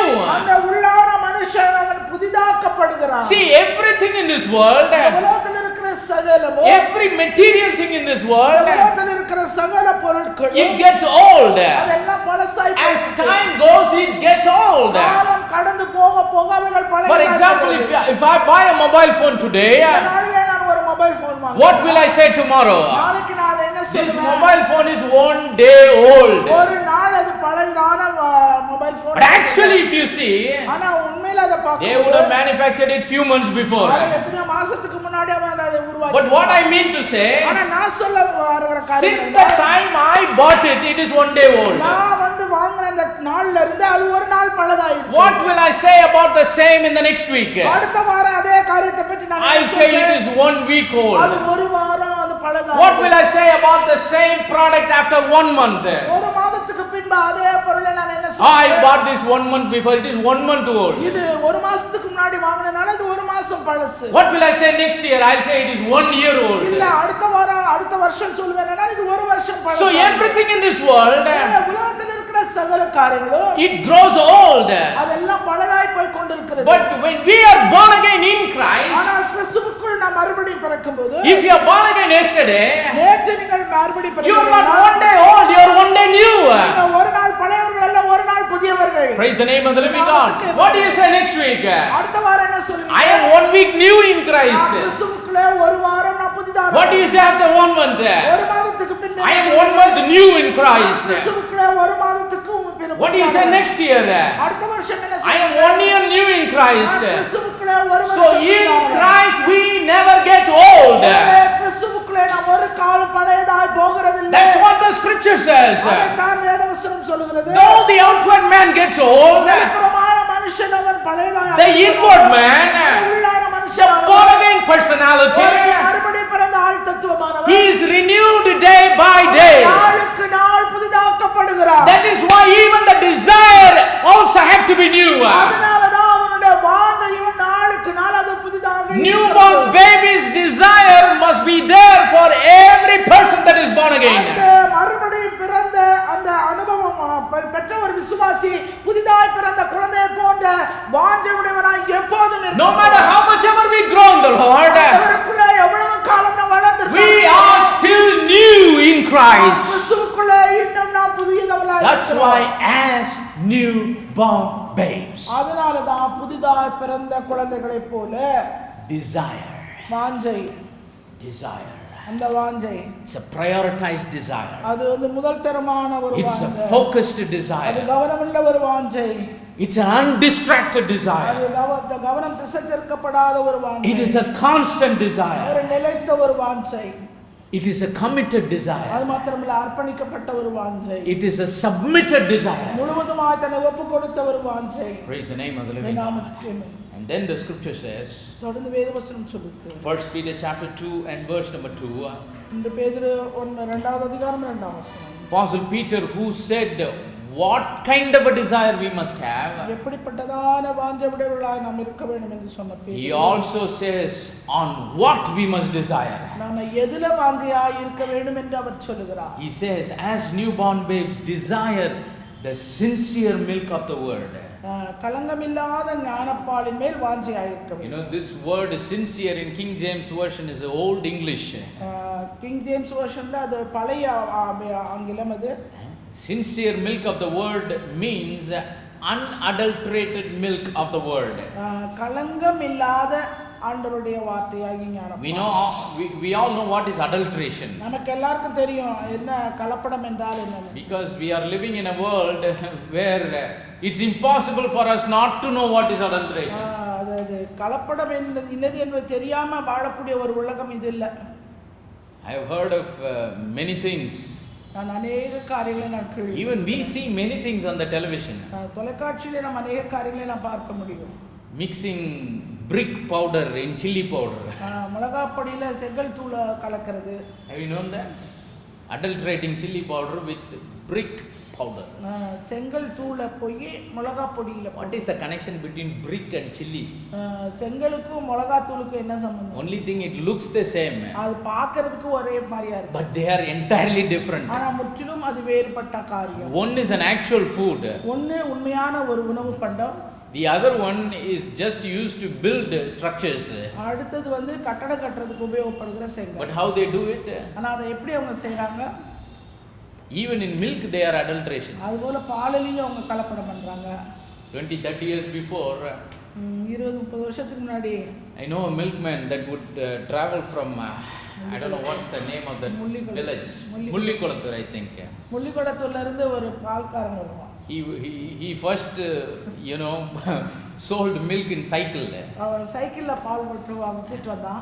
His trouser will be longer than his dhoti. அவனுடைய வேஷ்டியை காட்டிலும் அவனுடைய டவுசர் வந்து கீழே இறங்காம இருக்கும். In our house we named him Trouser. அவனோட பேர் சொல்லி கூப்பிடுறதே டவுசர். Trouser milk is coming. டவுசர் பால் வருகிறான் என்று சொல்லுவோம். That man, அந்த மனுஷன், if it rains, he will open the milk can and keep it. மழை பெய்யுதுன்னா அந்த மூடியை திறந்து விட்டுருவான். Later on he got TVS 50. அதுக்கப்புறம் டிவிஎஸ் 50ல வந்தான். Even in that also, அதுலயும் கூட if it rains he will open the milk can. மழை பெய்ஞ்சிச்சுன்னா அந்த பால் பாத்திரத்தோட மூடியை திறந்து வச்சுட்டு. What was his intention? அவருடைய நோக்கம் என்ன? He wants to increase the quantity of milk. அந்த பாலுடைய அளவை இன்னும் அதிகமாக்க. He wants to sell more quantity, make more money. இன்னும் அதிகமான பாலை வித்து அதிகமான பணத்தை சம்பாதிக்க. That is why he wants to adulterate that milk. அதனால அந்த பாலை இன்னும் வந்து கலப்படம் செய்றான். Nowadays we buy and drink what you call as packed packet பால். packed and sealed milk. எல்லாமே இப்ப முத்திரை வச்ச பாக்கெட் பால். God only knows what they are doing. அதையும் ஆண்டவருக்கு தான் தெரியும் அவங்க என்ன பண்றாங்கன்னு. We say processed milk. நாம என்ன சொல்றோம்? அது சுத்திகரிக்கப்பட்ட பால். It has become a fashion. ஒரு பெரிய fashion. Those days they used to have milk society where they go and buy freshly drawn out milk.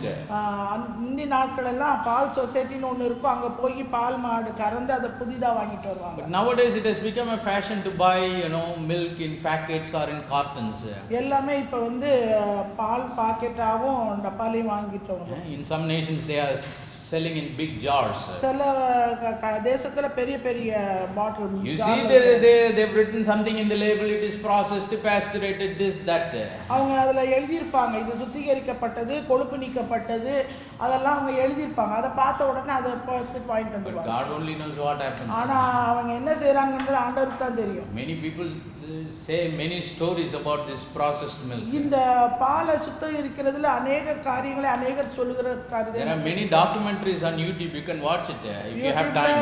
अनेक ஆவணப்படங்கள் அதை பற்றி சொல்லப்பட்டிருக்கிறது. நேரம் இருந்தா. But it doesn't matter whatever milk we drink in this world. இந்த உலகத்துல நாம எப்படிப்பட்ட பாலை குடிச்சாலும் சரி. For growing in the Lord, ஆண்டவருக்குள்ளே வளர்கிற வளர்ச்சிக்கு the scripture says, வேதவசனம் சொல்லுகிறது, desire the sincere milk of the word. கலங்கம் இல்லாத கலப்படம் இல்லாத பாலின் மேல desire the unadulterated milk of the word. வார்த்தை என்கிற அந்த கலப்படம் இல்லாத பாலிலே வாஞ்சையா இருக்க வேண்டும். Praise the name of the living God. A lot of times people say when you adulterate it tastes more.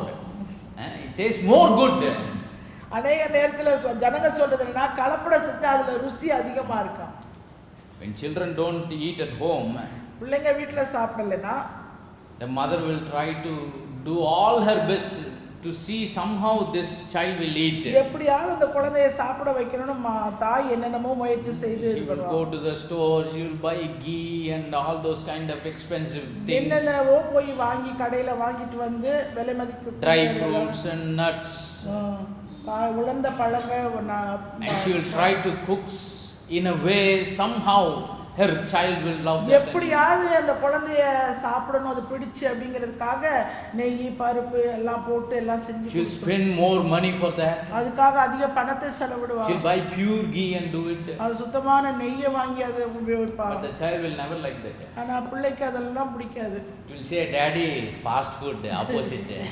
எதுக்கு விக்கிற அந்த ஃபாஸ்ட் ஃபுட்ல எனக்கு வாங்கி கொடுங்க. I want that fried rice. அந்த ஃப்ரைட் ரைஸ் நல்லா இருக்கும். is fried rice made out of pure ghee? அந்த அவன் செய்யற ஃப்ரைட் ரைஸ் வந்து சுத்தமான நெய்யில செய்யப்பட்டதா? God only knows from where that oil comes. அந்த எண்ணெய் எங்க இருந்து வருதுன்னு ஆண்டவருக்கு தான். But the child says no, more than what mummy cooks with all those nuts, more than that fried rice, that fast food fried rice is more tasty. அம்மா நெய் போட்டு அதுல வந்து உலர்ந்த பழம் திராட்சை இது நட்ஸ் எல்லாம் போட்டு செய்யறத காட்டிலும் அங்க விக்கிறானே அதுதான் நல்லா. No, I don't like this. எனக்கு இது பிடிக்கவே இல்ல. Instead of spending money on this, get me a packet of fast food fried rice. இத போய் காசு போட்டு வாங்கி நீ எனக்கு செய்யறத காட்டிலும் எனக்கு ஒரு பாக்கெட் அங்க வாங்கி கொடு. What will we think of a child if he or she does that. ஒரு குழந்தை அவனோ அவளோ இப்படி செய்தா என்ன நினைப்பீங்க? But sadly, this is the same picture that is happening even in the kingdom of God. வருத்தமான காரியம் என்னவென்றால் இதே படக்காட்சி தான் நம்ம ஆவிக்குரிய உலகத்திலும். They don't want the pure milk of the word. ஆண்டவருடைய சுத்தமான பாலை போன்ற வசனம் உங்களுக்கு வேண்டாம். But they want additions and deletions. அதுல வந்து கொஞ்சம் சேர்த்துக்கிறது கொஞ்சம் எடுத்து போடுறது. They like edited word, not the pure word. அதாவது அவங்க எடிட்டட்னா அதுல வந்து நீக்கப்படுகிறது நீக்கி சேர்க்கிறதெல்லாம் சேர்த்து. God's word doesn't need any editing. தேவனுடைய வார்த்தைக்கு எடிட்டிங்கே அவசியமே கிடையாது. எடுக்கவும் வேணாம் அதுல சேர்க்கவும் வேணாம். When God uses a human vessel, it needs editing. அங்க ஒரு நம்மை போன்ற ஒரு பாத்திரத்தை அவர் உபயோகப்படுத்தினா அதுக்கு தேவைதான். When God uses a human vessel, that may need editing. ஒரு மனுஷ பாத்திரத்தை ஆண்டவர் உபயோகித்தால் அதற்கு தேவை. Sometimes when preachers preach, they say things that they really don't mean. It's just a tip of their tongue. சில சமயங்களில் பிரசங்கியார்கள் பிரசங்கிக்கும் போது அவங்க என்ன பேசுறோங்கிறது கூட அவங்களுக்கு தெரியல, ஏதோ வாய்க்கு வந்ததை பேசிட்டு போறாங்க. They didn't really mean what they said, but it just came out of them. என்ன பேசுறோங்கிற ஒரு அர்த்தம் தெரியாமலே புரியாமலே அவர்கள் பேசுகிறார்கள். Because it comes out of a feeble lips. ஏனென்றால் அவங்களுடைய உதடுகளில் அவங்க பதறி பேசுகிற ஒரு. But the lips of God, ஆனால் தேவனுடைய வாயிலிருந்து புறப்படுகிற வார்த்தைகள் it's not feeble lips. அப்படிப்பட்ட பதட்டமான வார்த்தைகள் அல்ல. God is very clear about what he is saying. ஆண்டவர் என்ன சொன்னாரோ அதை குறித்த ஒரு தெளிவாக அவர் சொல்லியிருக்கிறார். He means each and every word. அவர் ஒவ்வொரு வார்த்தைக்கும் அர்த்தமுள்ளவர்.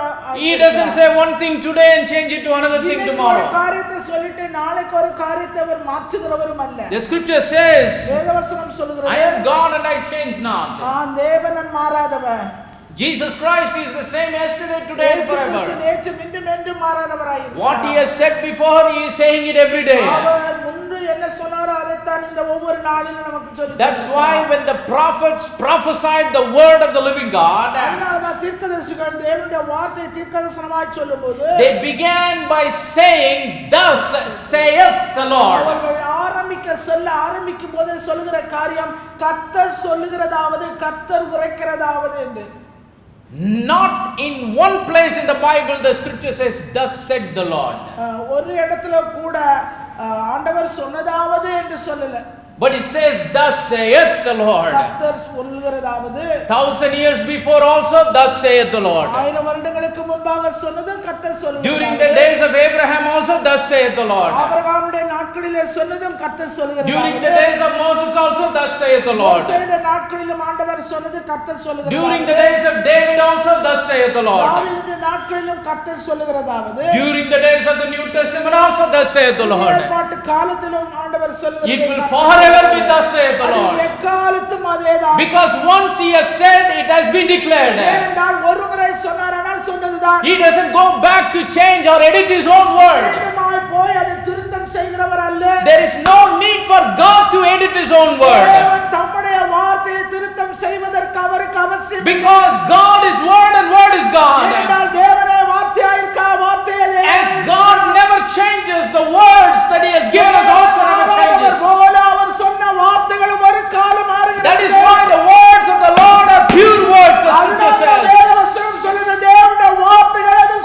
As the silver is tried in the furnace, it has been tried. It has been tested for its purity. Because it came out of a pure holy God. That's why he never changes, and also his word never changes. Praise the name of the living God. So when we desire, we need to desire the pure milk of the word. We should not desire any of the adulterated word. Praise the name of the living God. We check for purity in many things. If you go to a hotel, if you go to a restaurant to eat your food, before you sit, you check the seat. If they keep a glass of water, you lift the glass and see whether any dirt is there. வச்சுட்டு அது சுத்தமா இருக்கிறதா? If they keep the plate, you check for the purity of the plate. தட்டு வச்சனா தட்டு சுத்தமா இருக்கிறதா இல்ல பாருங்க. If they keep the food, you check for the purity of the food.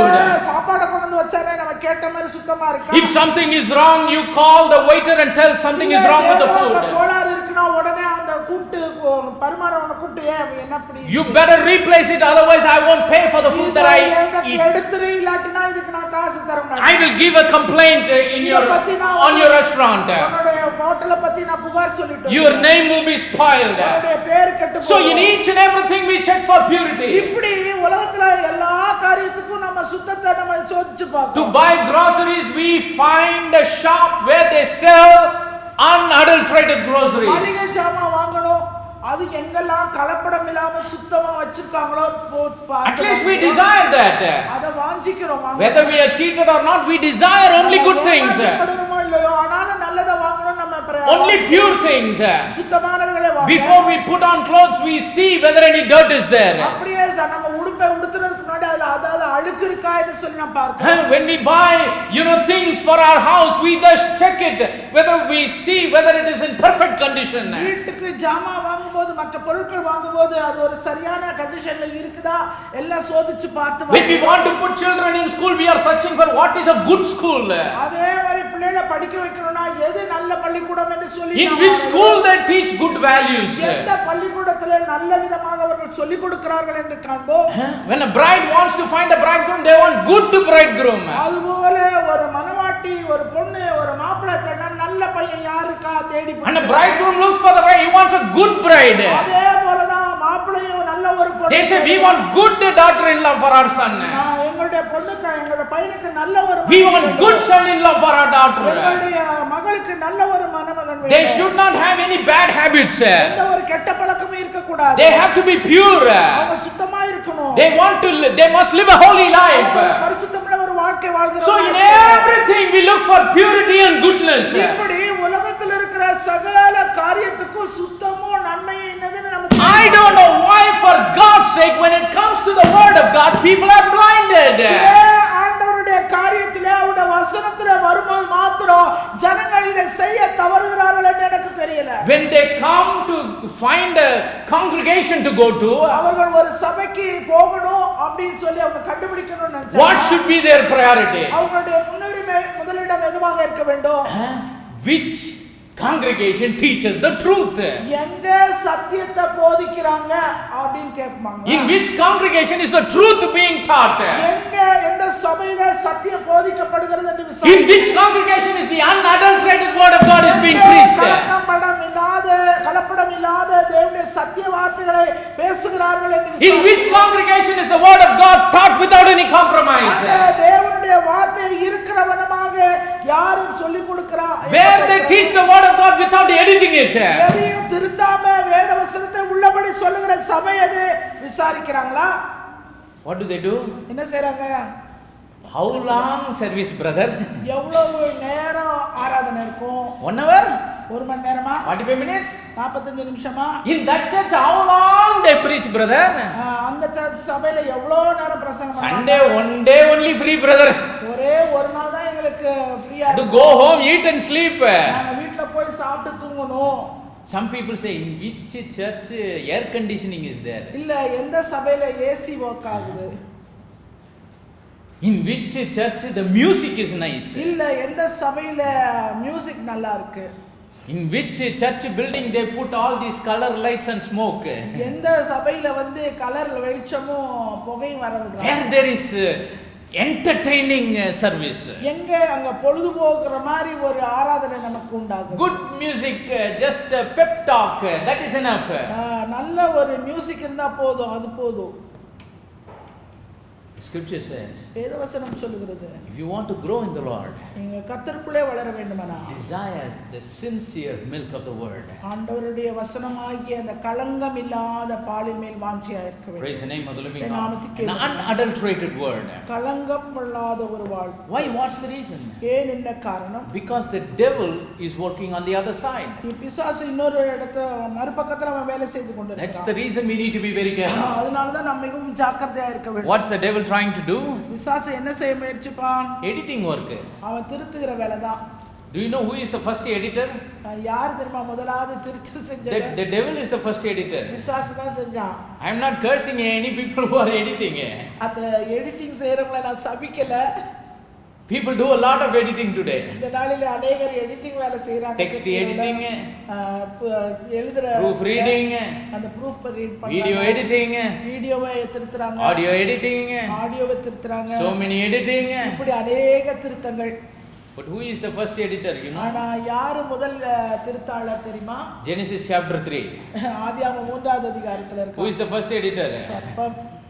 The serpent that we read in the Bible. வேதத்திலே வாசிக்கிறோம் சர்ப்பம் என்று. He said, did not God say? தேவன் சொன்னது உண்டோ? Put a question mark. அங்க ஒரு கேள்விக்குறியை போட்டான். Did God put a question mark in the Bible? வேதத்துல தேவன் எங்க கேள்விக்குறி Who is the first person that put question mark in the Bible? வேதத்துல முதலாவது கேள்விக்குறியை போட்ட நபர் யார்? தூங்குறீங்களா எல்லாரும்? சர்ப்பம். The devil only. Did not God say? தேவன் சொன்னது உண்டோ? Not to eat of the fruit of the tree? அந்த விருட்சத்தின் கனியை புசிக்க கூடாது என்று God said, you shall surely die. ஆண்டவர் சொன்னாரு நீங்க சாகவே சாவீர்கள் என்றார். But what did the devil say? பிசாசு என்ன சொன்னா? Editing work. அங்க திருத்திட்டான். You shall not surely die. நீங்க சாகவே சாவதில்லை. சாவாய் அப்படின்றத பிசாசு என்னன்னு சொல்லிட்டான்? சாவதில்லை. சாவ இல்லை. எடிட்டிங் ஒர்க் தானே அது. தேவன் சொன்ன வார்த்தை என்ன பண்றது? He is the one who put the first question mark in the Bible. வேதத்துல முதலாவது கேள்விக்குறியை போட்டவன் அவன்தான். That is why I say for believers, அதனால விசுவாசிகளுக்கு நான் சொல்ற ஒரு காரியம், there is a mark of the beast. அது வந்து பிசாசினுடைய குறி. Lot of people talk about mark of the beast for unbelievers. அவிசுவாசிகளுக்கு தான் அது அடையாளம், அந்த மிருகத்தின் முத்திரைன்னாங்க. 666 they say it is for unbelievers. 666 அது வந்து அவிசுவாசிகளுக்கு. It is for all those who are not bride that are ready and waiting for the coming of the Lord. மணவாட்டியா இல்லாம ஆண்டவருடைய வருகைக்கு ஆயத்தமில்லாதவர்களுக்கு என்று சொல்லி நாம் சொல்லுவோம். But I want to tell you that there is a mark of the beast for believers. நான் ஒரு காரியத்தை உங்களுக்கு சொல்கிறேன், விசுவாசிகளுக்கு ஒரு முத்திரை. Mark of the beast for believers. விசுவாசிகளுக்கு ஒரு மிருகத்தின் முத்திரை. What is that mark? Question mark. கேள்விக்குறி. Whenever we have question, we put a question mark on what God says. தேவன் சொல்லுகிற காரியத்துக்கு விரோதமாக எப்பொழுதெல்லாம் நாம கேள்விக்குறியை கொண்டு போய் வைக்கிறோமோ, we are accepting the mark of the beast. அந்த பிசாசுடைய முத்திரையை நாம் ஏற்றுக்கொள்கிறவர்களாய் இருக்கிறோம். The devil has deceived a lot of believers with this mark. இந்த முத்திரையை கொண்டு விசுவாசிகள் अनेகரை பிசாசானவன் வஞ்சித்து வைத்திருக்கிறார். Question the word that God gave. ஆண்டவர் கொடுத்த வார்த்தையின் மீது கேள்வி உண்டாக செய்வது. They question the infallible word that the Almighty God gave, who never changes. மாறாத சர்வவல்லமையுள்ள தேவன் கொடுத்த விலைமதிக்க முடியாத இந்த வார்த்தையிலே கேள்விக்குறியை கொண்டு வருகிறார். They just blindly believe anything and everything that people say. அந்த ஜனங்க யார் என்ன சொன்னாலும் சரி குருட்டுத்தனமா அதெல்லாம். Oh brother, that great very popular evangelist said. ஒரு மிகவும் பிரசித்தி பெற்ற ஒரு சுவிசேஷகன் சொன்ன காரியம் இது. He comes on TV.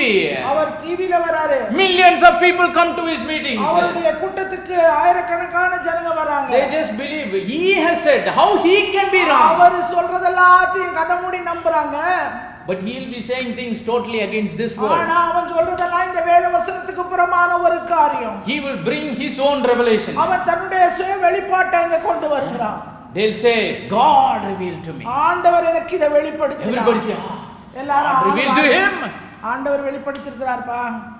I am not against any man of God. நான் எந்த ஒரு தேவனுடைய மனுஷனுக்கும் நான் எதிராக. But if they go against what God has said, ஆண்டவர் சொன்ன வார்த்தைக்கு புறம்பாய் போகிற எவனானாலும் சரி, I still love them, but I am against what they are preaching. நேசிக்கிறேன், ஆனால் அவர்கள் பேசுகிற பேச்சை Because it is the spirit of the serpent that is working in them. அவருடைய சர்ப்பத்தின் ஆவிதான் அவர்களுக்குள்ளே. I love them and pray for them to be delivered. அவர்களை நான் நேசிக்கிறேன், அவர்களுக்காக ஜெபிக்கிறேன், அவர்கள் விடுதலையாக வேண்டும். No popularity of any person have the authority to change the word of God. பிரசித்தி பெற்ற ஒரு மிகப்பெரிய மனிதனுக்கும் தேவனுடைய வார்த்தையை மாற்றுகிறதுக்கு அதிகாரம். No matter how much people, crowd, following can make any man to utter the word that God has given. மனுஷன் சொல்லுகிற வார்த்தையை கேட்டு எத்தனை கோடி ஜனம் அவனுக்கு முன்பாக வந்தாலும் சரி. Because this word never changes. ஏனென்றால் இந்த வார்த்தை ஒரு காலம் அது மாறாது. And if we need to grow, வளர்வதற்கு அவசியம். as விசுவாசிகளாய் இருக்கிற நாம் we need to look for the word that is unadulterated. கலக்கப்பட முடியாத கலப்படம் இல்லாத இந்த வார்த்தை மாத்திரமே நாம் நோக்க வேண்டியது. Our desire must be on the sincere milk. நம்முடைய வாஞ்சை முழுவதும் இந்த ஞானப்பாலின் மேல் வாஞ்சையாய் இருக்க வேண்டும். Because our source is not any man. ஏனென்றால் நம்முடைய ஆதாரம் எந்த மனுஷனிடத்திலும் அல்ல. Yes, God has fivefold ministry. தேவன் 5 விதமான ஊழியங்களை ஏற்படுத்தியிருக்கிறார். There are pastors and teachers, அங்கே பிரசங்கியார் இருக்கிறார்கள், போதகர், evangelists and prophets and apostles. சுவிசேஷகர் இருக்கிறார்கள், தீர்க்கதரிசிகள் But இருக்கிறார்கள். they are not our source. ஆனால் அவர்கள் ஆதாரம் அல்ல. But they are the instruments of God. அவர்கள் தேவனாலே உபயோகப்படுத்தப்படுகிற And கருவிகள். what should that instrument do? அந்த கருவிகள் என்ன செய்யப்பட வேண்டும்? That instrument must connect to the source. அந்த ஆதாரத்தோடு அவர்கள் ஜனங்களை இணைக்க And வேண்டும். each and every one of God's people, ஒவ்வொரு தேவனுடைய ஜனமும், each and every one of born again believers, மறுபடியும் பிறந்த ஒவ்வொரு விசுவாசியும் must understand the difference between the source and the means. அந்த ஆதாரத்துக்கும் அது வழியாக வருகிற பயன்பாடுக்கும் உள்ள வித்தியாசம். No apostle can be our source. எந்த அப்போஸ்தலன் நமக்கு ஆதாரமாய் No இருக்க teacher முடியாது. can be our source. எந்த போதகனும் நமக்கு No ஆதாரமாய் இருக்க pastor முடியாது. can be our source. எந்த பிரசங்கியாரும் நமக்கு No ஆதாரமாய் இருக்க evangelist can be our முடியாது. source. எந்த சுவிசேஷகனும் நமக்கு Yes, the ஆதாரமாய் men இல்லை. of God are just men. தேவனுடைய மனுஷன் அவர் மனுஷனே. We need to respect them if they are true to their calling. அவர்களுடைய காரியங்களை வைத்தவர்களை நாம் மதிக்க வேண்டும். But if they start to edit this word, ஆனால் இந்த வார்த்தைக்கு விரோதமாய் அவன் பிரசங்கித்தான். it's the spirit of the serpent that is working in them. சர்ப்பத்தின் ஆவி அவருக்குள்ள இருந்து கிரியை செய்கிறது. People should not be deceived. ஜனங்கள் அதை ஏற்றுக்கொள்ள That's why when we desire, அதனாலதான் நாம வாஞ்சிக்கும் we desire the sincere milk of the word. கலக்கம் இல்லாத கலப்படம் இல்லாத அவருடைய சுத்த வார்த்தையின் மீது நாம் வாஞ்சையுள்ளோம். When a baby desires the milk, எப்படி ஒரு குழந்தை அந்த பாலின் மேல் வாஞ்சை when it cries, அது அழுது தன்னுடைய காரியங்களை who does the baby expect to come? யாரு வரணும் குழந்தை எதிர்பார்க்கும். The baby doesn't expect its grandmother. அது பாட்டி வருவாங்கன்னு The எதிர்பார்க்காது. baby doesn't expect his chittappa, chitti or uncle or aunt. தன்னுடைய சித்தப்பா சித்தியோ அத்தை மாமாவோ வந்து நம்ம கத்துறதுக்கு When the baby desires, when it's hungry, அந்த குழந்தை பசியாய் இருந்து அழுதுன்னா it looks for its mother's face. அது தன்னுடைய தாயுடைய முகத்தை தேடும். Because the baby knows the mother is a source. ஏனென்றால் அந்த குழந்தைக்கு நல்லா தெரியும் தன்னுடைய பசியை ஆற்றக்கூடிய ஒரு ஆதாரமே தாய் தான். A baby that is born of a woman, ஒரு குழந்தை ஒரு தாய்க்கு பிறந்த ஒரு இந்த குழந்தை it will feed only of that same woman. அதே மனுஷனிடத்துல தான் அதனுடைய பசி தாகம் தீர்க்கப்படும். And no woman is wicked to adulterate her own milk to feed the baby. தன்னுடைய குழந்தையை போஷிக்க அந்த குழந்தையை பாலூட்ட தன்னுடைய பாலில எவ்வளவு அந்த கலப்படம் செய்ய மாட்டா தாய். The baby will never expect its mother to adulterate her own milk. குழந்தையும் அப்படிப்பட்ட ஒரு காரியத்தை தாயினிடத்தில் எதிர்பார்க்காது. Praise the name of the living God. It expects the unadulterated milk. கலங்கம் இல்லாத கலப்படம் இல்லாத அந்த தாயினுடைய பாலை மாத்திரம். The baby knows what strength I draw out of my mother. என்னுடைய தாயினிடத்திலிருந்து எப்படிப்பட்டதான பலத்தை நான் உறிஞ்ச வேண்டும் என்பதை. It is a pure strength. அது ஒரு சுத்தமான ஒரு பலம். It is an unadulterated strength. கலக்கப்படம் இல்லாத ஒரு. It is not tainted by anything or anyone. அது யாராலும் எடுக்கப்படாத ஒன்று. That's the same desire that should be in every born again believer. ஒவ்வொரு மறுபடி பிறந்த விசுவாசிக்குள்ளே அப்படிப்பட்டதான ஒரு வாஞ்சை இந்த நாளில். Yes, the Lord can use anyone.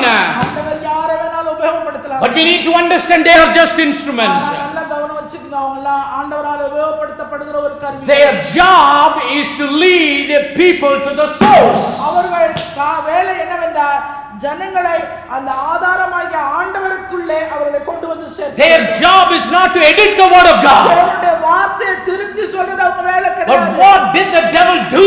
ஆனா பிசாசு இன்னைக்கு செய்து கொண்டிருக்கிற When காரியம். you look at the history of the church for hundreds of years, அநேக 100 வருடங்களுக்கு முன்பாக சபை வரலாற்றிலே நாம் பார்க்கிற we காரியம். read in the history, அந்த வரலாற்றிலே நாம் for பார்க்கிறோம். many hundreds of years, even the Bible was taken out of the hands of the people. அநேக வருஷங்களாக வார்த்தைகள் திருத்தப்பட்டது, வேதாகமே முற்றிலுமாய் எடுக்கப்பட்டது. கொஞ்ச காலம் It was taken out of the hands of the people. ஜனங்களுடைய கரத்திலிருந்து முற்றிலுமாய் இது எடுக்கப்பட்டது. Why did the devil take the written word from the hands of the people? எழுதப்பட்ட இந்த வேதத்தை ஏன் பிசாசு ஜனங்களுடைய கரத்திலிருந்து Because the எடுத்தார்? devil knows ஏனென்றால்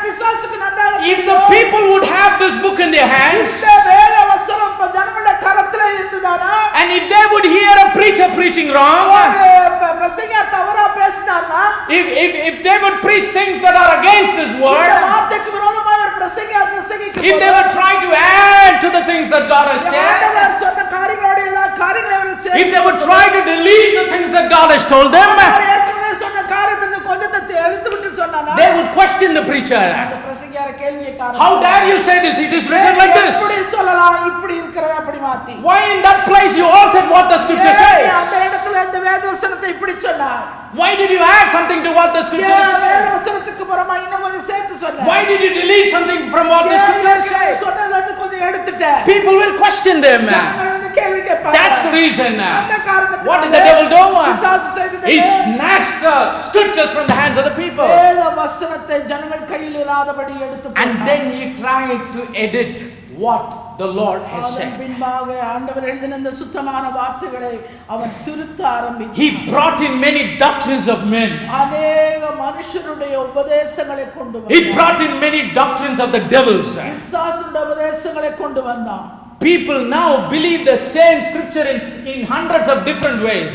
இதே ஒரே வேதாகமம் ஒரே வசனம் தாங்க 100 வகையில வந்து விசுவாசிக்கிறாங்க. How can there be one God, எப்படி ஒரு தேவன், one spirit, ஒரே ஆவி, one Bible, ஒரே வேதம், and 100 different faith? 100 வித்தியாசப்பட்ட விசுவாசம். The work of the devil. பிசாசுடைய கிரியைங்க. The devil has edited the scriptures and made the people to believe in 100 different ways. பிசாசானவன் வேத வசனத்தை அவன் திருத்தம் செய்து 100 வழியாக ஜனங்கள் விசுவாசிக்கும்படியாக செய்து வைத்திருக்கிறான். There was a news in the international media several months before. சில மாதங்களுக்கு முன்பாக அகில உலக மீடியாவுல ஒரு செய்தி நான் வாசித்தேன். Just before this coronavirus came, இந்த கொரோனா வைரஸ் காலம் வருவதற்கு முன்பாக we all know the nation from which this virus started. இந்த வைரஸ் எங்க ஆரம்பிச்சதுங்கிறது நம்ம எல்லாருக்கும் தெரியும். That international media was talking about the government from where this virus started, the government of China. அந்த சைனா கவர்மெண்ட் வந்து அந்த இடத்துல பேசுறாங்க இந்த வைரஸ் எப்படி வந்தது. So in that news article, அந்த செய்தி தொகுப்பில் they said there's something about what the Chinese government is doing to the religious books.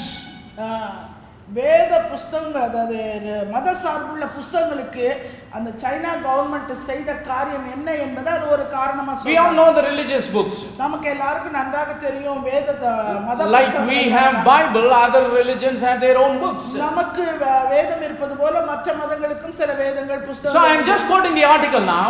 நான் இந்த தொகுப்புல சொல்ல வேண்டிய காரியம் என்னன்னா, they said that the Chinese government formed a high level committee.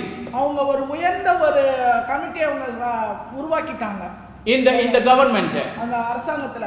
and the responsibility of that high level committee is அந்த உயர்ந்த கமிட்டியோட பொறுப்பு என்னவென்றால் to read all the religious books, எல்லா மத சம்பந்தப்பட்ட புத்தகத்தையும் வாசிக்கணும்.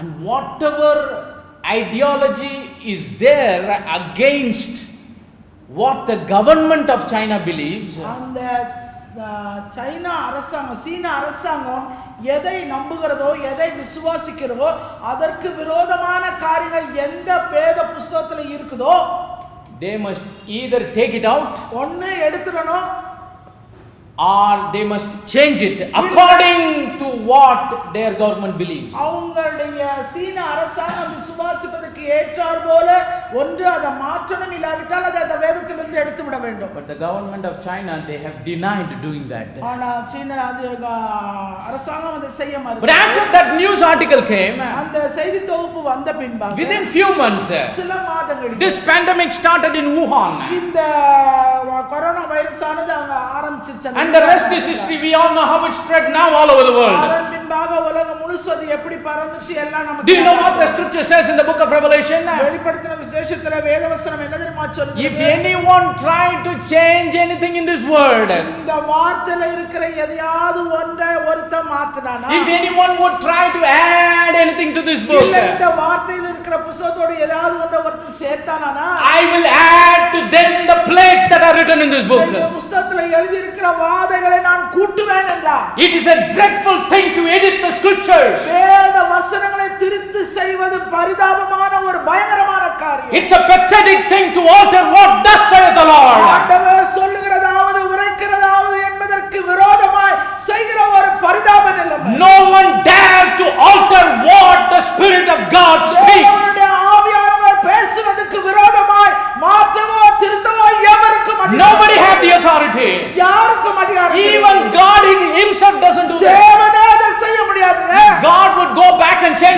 God, he is not God at all. தேவனே அதை செய்ய முடியாத ஒரு காரியத்தை இவன் அதுக்கு But செய்வான். our God is the Almighty God. நம்முடைய தேவன் சர்வ வல்லமையுள்ள He is an தேவன். omnipotent God. அவர் சர்வ ஞானி அவர். Omnipotent God. அவர் சர்வ வல்லமையுள்ளவர். Omniscient God. அவர் சர்வ வியாபியவர். சர்வ ஞானி. He knows everything. அவர் எல்லாவற்றையும் அறிந்தவர். See why people make statements and they go back to change it? ஏன் போய் மாத்திட்டு அதுக்கு காரியத்தை ஜனங்கள் காரியங்களை சொல்லி எதுக்கு திருப்பி போய் மாத்துறாங்க? Why do governments make a statement and then go back to change it? ஏன் அரசாங்கங்கள் போய் மாத்திக்கொண்டு அதை போய் மறுபடி சொல்லணும்? Because nobody is omniscient. ஏன்னா யாருக்குமே அந்த ஞானம் இல்ல. They know only the past and the present. அவங்களுக்கு எல்லாருக்கும் கடந்தது தெரியும் நிகழ்காலம். They don't have the knowledge of everything. இங்க இருக்கிற நிகழ்காலத்தினுடைய காரியங்கள் எல்லாம் They don't have the panoramic view of the past, present and the future. இந்த கடந்த காலத்துல நிகழ்காலத்துல இருக்கிற அந்த காரியங்கள் எல்லாம் அவர்களுக்கு நன்றாக தெரியும். That is why they say one thing today. அதனால தான் இன்னைக்கு ஒரு காரியத்தை ஒரு நாள் சொல்றோம். And they pass everything and all leaders they sign. எல்லா தலைவர்களும் அதை வந்து சட்டமா மாத்துறதுக்கு கையெழுத்து போட்டு They come back after 1 year and they say we found out that it is not suitable. அதாவது ஒரு வருஷம் கழிச்சு இது எல்லாத்துக்கும் வந்து தகுதியா இல்ல சரியா இல்ல அதனால மாத்து. For the people, for the changing times, this won't work out. எனவே நேரத்தை காலத்தை அப்படி மாத்துனா ஜனங்களுக்கு அது வசதியா இல்ல அதனால மாத்து. But our God is not like that. ஆனா நம்முடைய தேவன் அப்படிப்பட்டவர் அல்ல. He knows the end from the beginning, the scripture says. ஆரம்பத்திலிருந்து அவர் முடிவை காணக்கூடிய தேவன். He has said thousands of years before what is happening today. 1000 வருடங்களுக்கு முன்பாக பல 1000 வருடங்களுக்கு முன்பாக இந்த நாள் எப்படி இருக்கும் என்பதை ஆண்டவர் அறிந்தவர். It has been written here. அது இங்கே எழுதப்பட்டும் இருக்கிறது. Because he is an omniscient God. ஏனென்றால் அவர் சர்வஞானி. Nobody dare to change what he says. யாருமே அவர் சொன்னதை மாத்துறது கூடாது. Okay, can we come to a conclusion because China took this decision, God punished it? ஆண்டவர் அந்த சீன அரசாங்கம் அப்படி நினைச்சதுனாலயா தேவன் நம்மை தண்டிச்சார்? The government, they were trying, according to the news article, only to change what is written. எழுதப்பட்டிருக்கிறதுல அவங்க திருத்தம் கொண்டு வரதாக அந்த அரசாங்கம் சொல்லுது. But there are many people that call themselves believers. ஆனா விசுவாசிகள் என்று தங்களை அழைத்துக் கொள்கிற பல பேர் they are editing the word of God in their faith. அவங்களுடைய விசுவாசத்திலே தேவனுடைய வார்த்தையை அவர்கள் திருத்தம் செய்து கொண்டு they are editing the word of God in following it. அதை பின்பற்றுகிறதிலே அவங்களுடைய வார்த்தையை தேவனுடைய வார்த்தையை அவர்கள் what is convenient for them they take. அவங்க எது அவங்களுக்கு வசதியா இருக்கோ அதை what is not convenient for them they take it out of their life. அவங்க கைக்குள்ள எது அவங்களுக்கு வசதி இல்லையோ அதை விட்டுறது. what is easy for them to believe they believe it. எது விசுவாசிக்க சுலபமா இருக்கோ அதை விசுவாசிக்கிறாங்க. what is not easy for them to believe they don't believe it. அதை விசுவாசிக்க அவங்களுக்கு சுலபம் இல்லனா அதை விட்டுறது. what is this? இது என்ன? editing is happen inside the church of God. திருத்துகிற வேலையே தேவனுடைய சபைக்குள்ள. it's a very dreadful pathetic thing. இது மிகவும் பரிதாபமானது. அடுத்து how can we dare edit the word of God through our faith? எப்படி நம்முடைய விசுவாசத்தை கொண்டு தேவனுடைய வார்த்தையை மாற்றுவது? how can we dare edit the word of God and following it as it is? அவருடைய வார்த்தையை பற்றி கொண்டு பின்பற்றுகிற நாம் எப்படி தேவனுடைய வார்த்தையை how can we say I choose this I don't choose this? இத தெரிந்து கொண்ட நான் அதை தெரிந்து கொள்ளல. Jesus said man shall not live by bread alone. இயேசு சொன்னார் மனுஷன் அப்பத்தினால மாத்திரமல்ல but by every word that proceeds out of the mouth of God. அவருடைய வாயிலிருந்து புறப்படுகிற ஒவ்வொரு வார்த்தையினாலும் பிழைப்பான். to Joshua the Lord said ஆண்டவர் யோசுவாவிடத்தில் சொன்னார் thou shalt meditate upon it day and night and observe to do according to all that I have commanded you. உனக்கு கட்டளையிட்ட யாவையும் நீ செய்யும்படி கவனமாய் இருக்கும்படி இரவும் பகலும் அதிலே தியானமாய் if we are truly born again believers, உண்மையாகவே அவருடைய மறுபடி பிறந்தார்னா if we are real believers, உண்மை விசுவாசிகளாக if we have really made our calling and our election sure, அழைக்கப்பட்ட அழைப்பையும் உறுதியையும் தெரிந்து கொள்வதில் உறுதியாக்கி we will never edit the word of God without faith. நம்முடைய விசுவாசத்தை கொண்டு தேவனுடைய வார்த்தை ஒரு காலம் திருத்த மாட்டோம். without following we cannot edit the word of God. தேவனுடைய வார்த்தை பின்பற்றுகிறதிலே தேவனுடைய வார்த்தை திருத்த மாட்டோம். we need to preach everything he has said. ஆண்டவர் சொன்ன வார்த்தைகள் எல்லாவற்றையும் அப்படியே we need to hear everything that he has said. எல்லாவற்றையும் அவர் சொன்னதை கேட்க we need to believe everything that he has said. எல்லாவற்றையும் அவர் சொன்னதை நாம் விசுவாசிக்க and we need to வேண்டும். follow everything that he has said. அவர் சொன்ன எல்லாவற்றையும் நாம் desire the sincere milk of the word.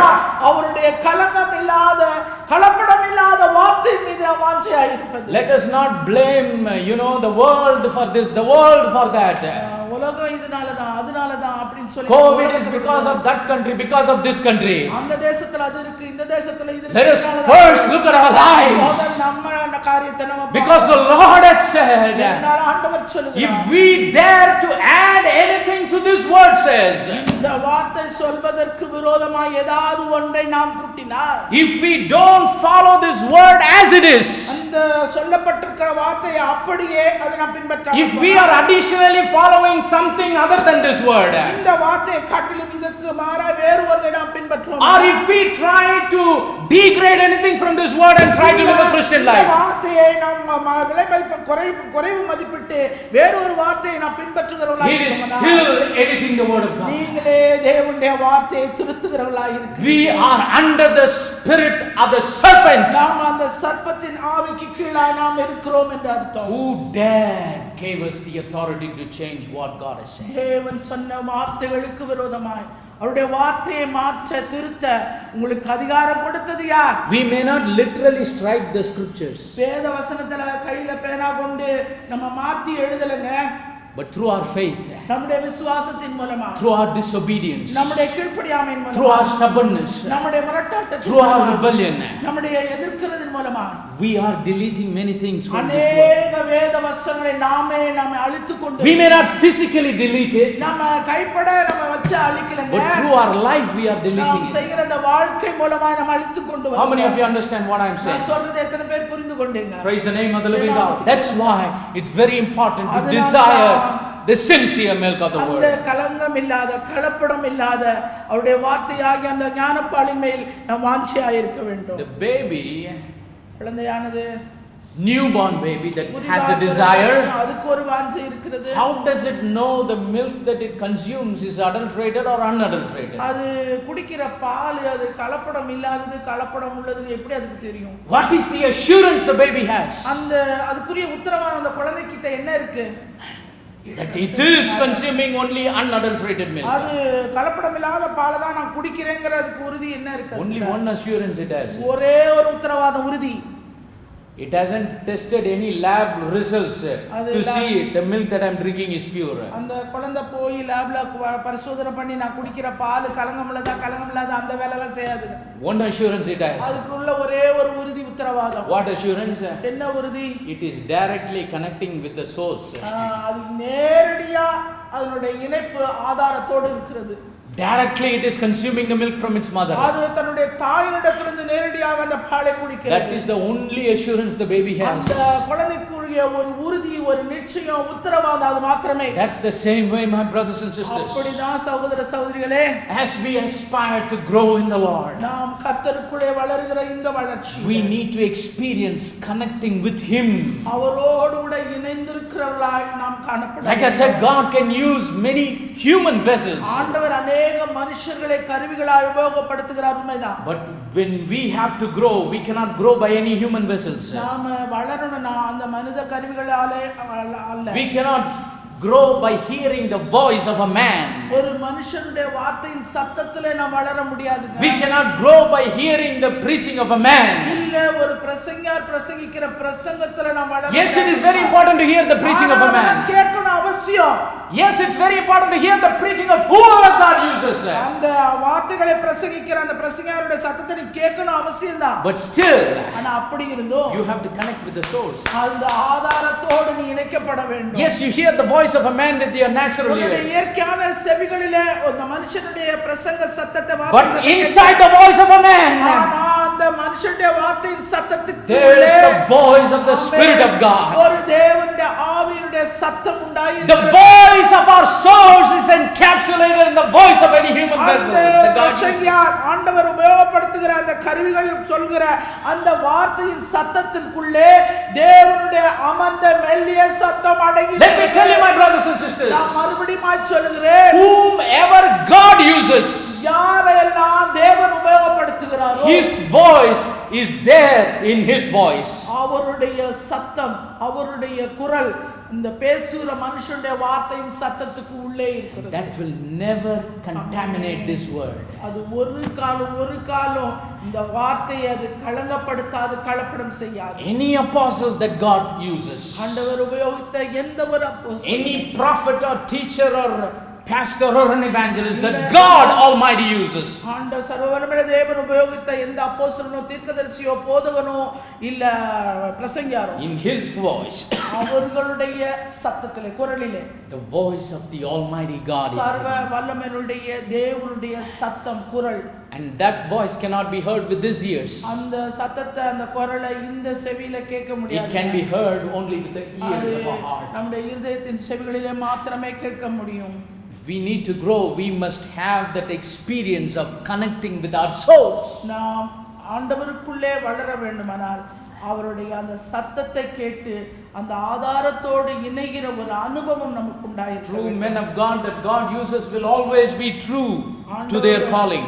உண்மையாய் ஆண்டவரை அழைத்து அவரால் உபயோகப்படுத்துற மனுஷர்கள் இன்னைக்கு உண்மையாய் செய்து They will கொண்டிருக்கிறார்கள். speak only God speaks. அவர்கள் ஆண்டவர் பேசுகிற காரியத்தை மட்டுமே Never பேசுவார்கள். add or delete anything. அவர்கள் எதையுமே சேர்க்கவும் மாட்டார்கள், நீக்கவும் But மாட்டார்கள். what do we read when God spoke to the 7 messengers of the 7 churches in the book of Revelation 2 வெளிப்படுத்தின and 3? விசேஷத்திலே 2-3 அதிகாரங்களிலே 7 சபைகளுக்கு 7 தூதர்களுக்கும் தேவன் சொன்ன வார்த்தை என்ன? God is warning his people about the doctrine of Balaam. அந்த பிலேயாம் போதகத்தை குறித்து ஆண்டவர் எச்சரிக்கிறார். He said that many servants of God are seduced by the spirit of Jezebel. எசபேலுடைய அந்த சூதும் வஞ்சிக்கிறதுமான ஆவியினாலே அநேக ஊழியக்காரர்கள் வஞ்சிக்கப்பட்டு போனார்கள். Jezebel's spirit is not in the pews, it works from the pulpit according to this Bible. இந்த வேத வசனத்தை கொண்டே அந்த எசபேலுடைய ஆவியானது வேலை செய்யக்கூடிய ஒரு காரியம். So when a person who has the outward identity of a servant of God, when he is possessed with the spirit of Jezebel, what will he do? ஒரு ஆவிக்குரிய ஒரு போதகன், ஒரு பிரசங்கி என்கிறவன் அந்த எசபேலுடைய ஆவியினாலே வஞ்சிக்கப்பட்டவனாய் இந்த மேடையில நின்று வேதத்தை கொண்டு அவன் பிரசங்கிக்கும் போது என்ன நடக்கும்? Will he present the word as it is? அந்த வேத வசனத்தை இருக்கிற மாதிரியே பிரசங்கம் பண்ணுவாங்க? Surely he will contaminate. கலப்படம் பண்ணி தான் பண்ணுவான். What did Jezebel do? Jezebel செய்தது என்ன? Jezebel is the wife of Ahab, the king of Israel. இஸ்ரவேல் ராஜாவாகிய ஆகாபுடைய மனைவிதான் எசபேல். The scripture says வேதவசனம் சொல்கிறது, she made the king of Israel to turn away from the Lord completely. தேவனிடத்திலிருந்து முழுவதுமாய் அவனுடைய இருதயத்தை திருப்பின ஒரு மனுஷி இவன். The motto of a Jezebel spirit is to turn away God's people from God himself. எசபேலுடைய ஆவியினுடைய முக்கியமான முழுமையான நோக்கம் என்னவென்றால் தேவனுடைய ஜனங்களுடைய இருதயத்தை அவர் தேவனுடைய இருதயத்திலிருந்து முற்றிலுமாய் திருப்ப The வேண்டும். intention behind the spirit of Jezebel working is to turn away the hearts of the people from following the Lord completely. முழுவதுமாய் ஆண்டவரை பின்பற்றுகிறதிலிருந்து அவரை விட்டு அவருடைய இருதயத்தை திருப்ப வேண்டும் என்பதுதான் எசபேலுடைய But he will நோக்கம். not do all at once. Little by little he will turn away. ஆனா ஒரே நேரமே செய்ய மாட்டான், கொஞ்சம் கொஞ்சமா. How he will do it? அதை எப்படி செய்யறது? By editing this word. இந்த வார்த்தையை திருத்தி கொஞ்சம் கொஞ்சமா That's கொடுங்க. why the Lord warned his people when he gave his message. நம்முடைய செய்தியை அந்த தூதர்களுக்கு கொடுத்தபோது தேவன் தம்முடைய ஜனங்களை எச்சரித்த காரியம் Be அதுதான். careful about the doctrine of Balaam. அந்த பிலேயாமுடைய போதகத்தை குறித்து ஜாக்கிரதையா Be இருங்க. careful about the servants that are seduced by the spirit of அந்த Jezebel. எசபேலுடைய ஆவியினாலே வஞ்சிக்கப்பட்ட ஊழியக்காரரை குறித்து நீங்கள் ஜாக்கிரதையா But if இருங்க. the people are desiring the sincere milk of the word, ஆனா ஜனங்க ஆண்டவருடைய வசனத்தில் இருக்க அந்த களங்கமில்லாத வசனத்தில் அவர்கள் வாஞ்சையா இருந்தார்கள். if the people are habituated to connect with the source, இல்ல ஆதாரத்தோடு அவர்கள் இணைக்கப்பட்ட அனுபவம் உடையவர்களாய் இருப்பார்களானா? if the people have the experience of hearing the voice of God, தேவனுடைய அந்த வார்த்தையின் சத்தத்தை மாத்திரமே அவர்கள் கேட்டு அறிந்து கொள்கிறவர்களாய் இருப்பார்களானா? it will be very hard to deceive them. அவர்கள் வஞ்சிக்கப்படுவது மிகவும் கடினமான ஒரு காரியம். They know from where they can draw out the sincere milk of the word. அந்த வார்த்தையாகிய களங்கமில்லாத கலப்படமில்லாத பாலை எங்கே இருந்து அவர்கள் பெற்றுக்கொள்கிறார்கள் என்கிற ஆதாரத்தை அவர்கள் அறிந்தவர்களாய் Because இருப்பார்கள். they are habituated and experienced in connecting with the source. ஏனென்றால் அவர்கள் ஆதாரத்தோடு இணைக்கப்பட்டு அதிலிருந்து தங்களுக்குரியவைகளை பெற்றுக்கொள்ளுகிற அனுபவம் பெற்றவர்களாய் அவர்கள் இருப்பார்கள். It's very important that we are born again by the incorruptible seed of God's word. அழிவில்லாத அவருடைய வார்த்தையினாலே மறுபடியும் ஜனிப்பிக்கப்பட்டிருக்கிற நமக்கு இது மிகவும் முக்கியமான ஒரு காரியம். If we are born again by the incorruptible seed of God's word, தேவனுடைய வார்த்தையாகிய அந்த அழிவில்லாத வித்தினாலே நாம் மறுபடியும் ஜனிப்பிக்கப்பட்டவர்களாக இருப்போம். we can grow only by the sincere milk of the word. அந்த கலங்கமில்லாத கலப்படமில்லாத தேவனுடைய வார்த்தையாகிய ஞானப்பாலின் மேலே மாத்திரம் வாஞ்சி உள்ளவர்களாக. How can we be born again by incorruptible seed of God's word and grow by another contaminated milk?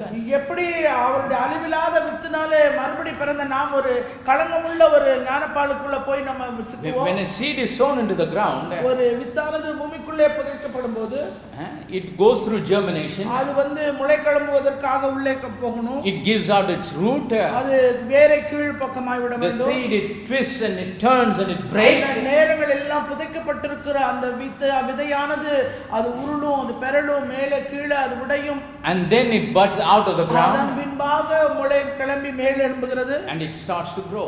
அதன் பின்பாக அது வளர So ஆரம்பிக்கிறது. from the time a seed is buried into the ground, அந்த நிலத்திலே புதைக்கப்பட்ட அந்த விதை புதைக்கப்பட்ட அந்த நேரம் முதல் that seed can grow and mature according to the details that are recorded in that seed.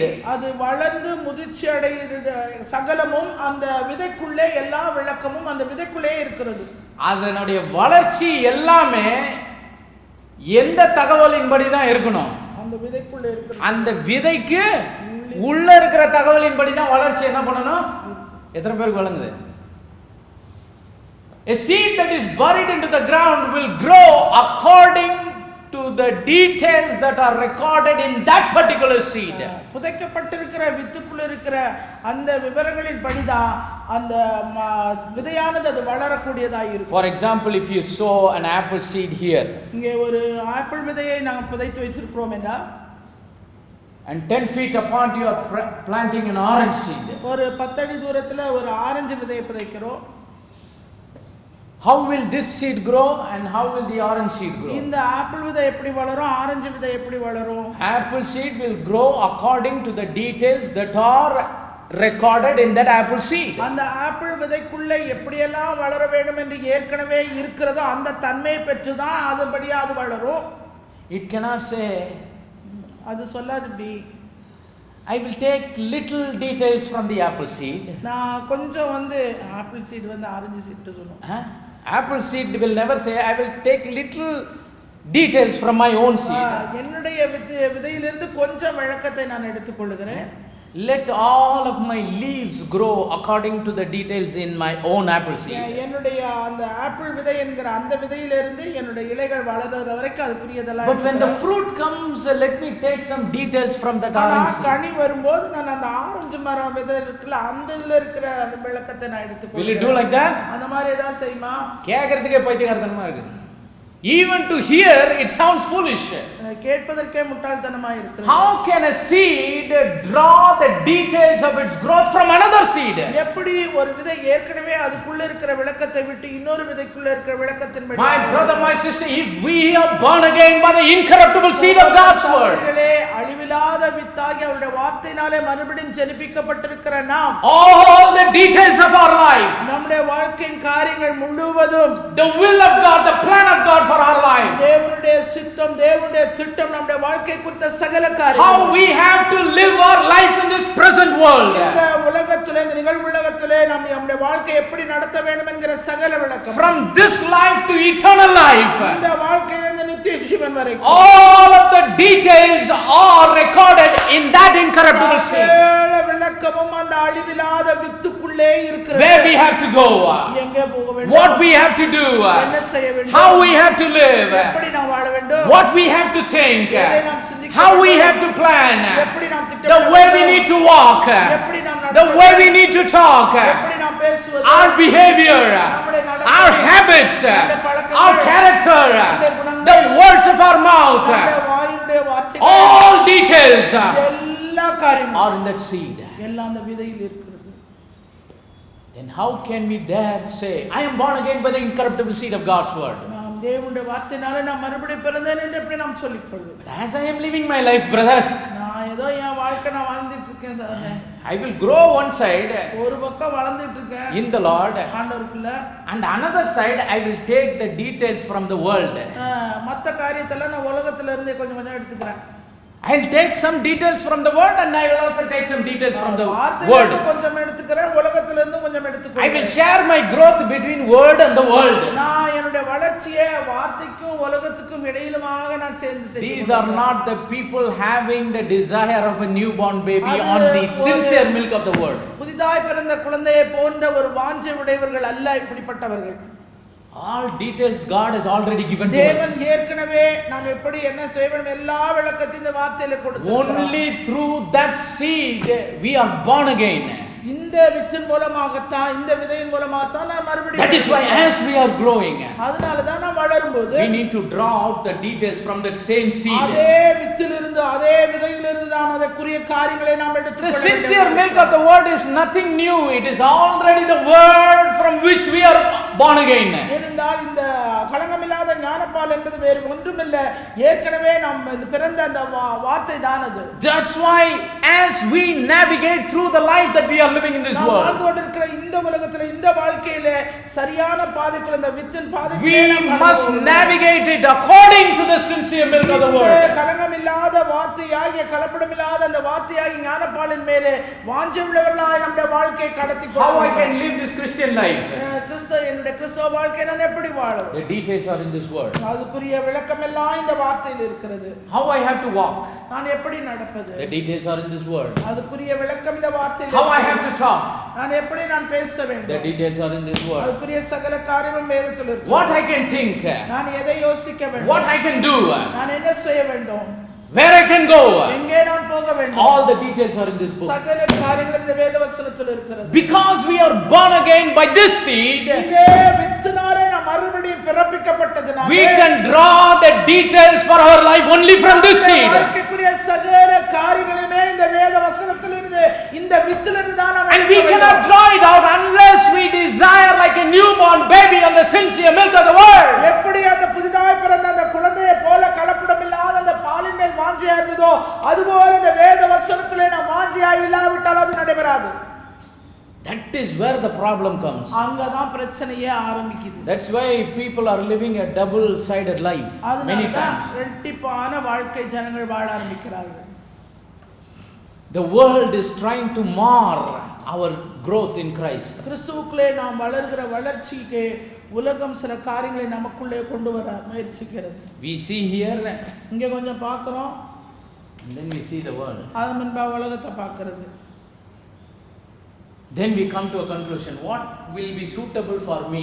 அதுக்கப்புறம் ஒரு முடிவுக்கு வரோம், நமக்கு தகுதியா எது நமக்கு இருக்கும். Those kind of people cannot grow in the Lord. அப்படிப்பட்ட ஜனங்கள் ஒரு காலம் கிறிஸ்துவுக்குள்ளே வளர முடியாது. Like I told you before, a baby doesn't know what it needs to feed itself for its growth. ஒரு புதிதாய் பிறந்த குழந்தை தான் வளருவதற்கு தன்னாலே எதை கொண்டு தன்னை போஷிக்க வேண்டும் என்று அதற்கு தெரியாது. Many people's growth in Christ are affected because their desire is not on the sincere milk of the word. அநேக விசுவாசிகள் தேவனுடைய பிள்ளைகளுடைய வாழ்க்கையிலே அவர் ஆண்டவருக்குள்ளே வளர்கிற வளர்ச்சி இல்லாமல் தடைப்பட்டு போகிறதுக்கு காரணமே இந்த வார்த்தையின் மீது இருக்கிற வாஞ்சை அவர்களுக்கு இல்லை. That's why the desire of a newborn baby is a focused desire. அதனால தான் அந்த குழந்தையுடைய வாஞ்சை கவனமுள்ள ஒரு வாஞ்சையா இருக்கு. It's an undistracted desire. அது கவனம் திசை திருப்பப்படாத ஒரு வாஞ்சை. It is a very sure desire. அது ஒரு உறுதியான வாஞ்சையா இருந்தது. Praise the name of the living God.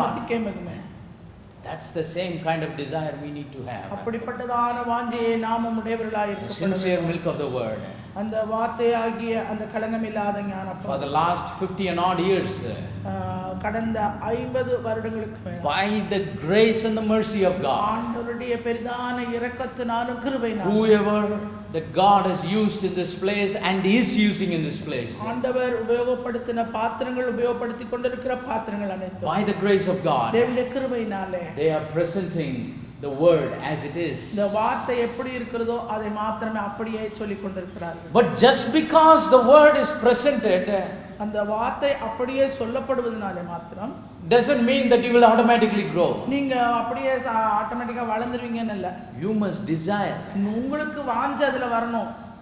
You must hear from the source. அங்க ஆதாரத்திலிருந்து அதை நீங்கள் கேட்கிறவர்களாய் இருக்க வேண்டும். You must have the experience with the source. அந்த ஆதாரத்தோடு அனுபவம் உள்ளவர்களாய் நீங்கள் இருக்கப்பட வேண்டும். You must be habituated to get connected with the source. அந்த ஆதாரத்தோடு இணைக்கப்பட்ட ஒரு அனுபவம் உடையவர்களாய் நீங்கள் காணப்பட வேண்டும். Praise the name of the living God.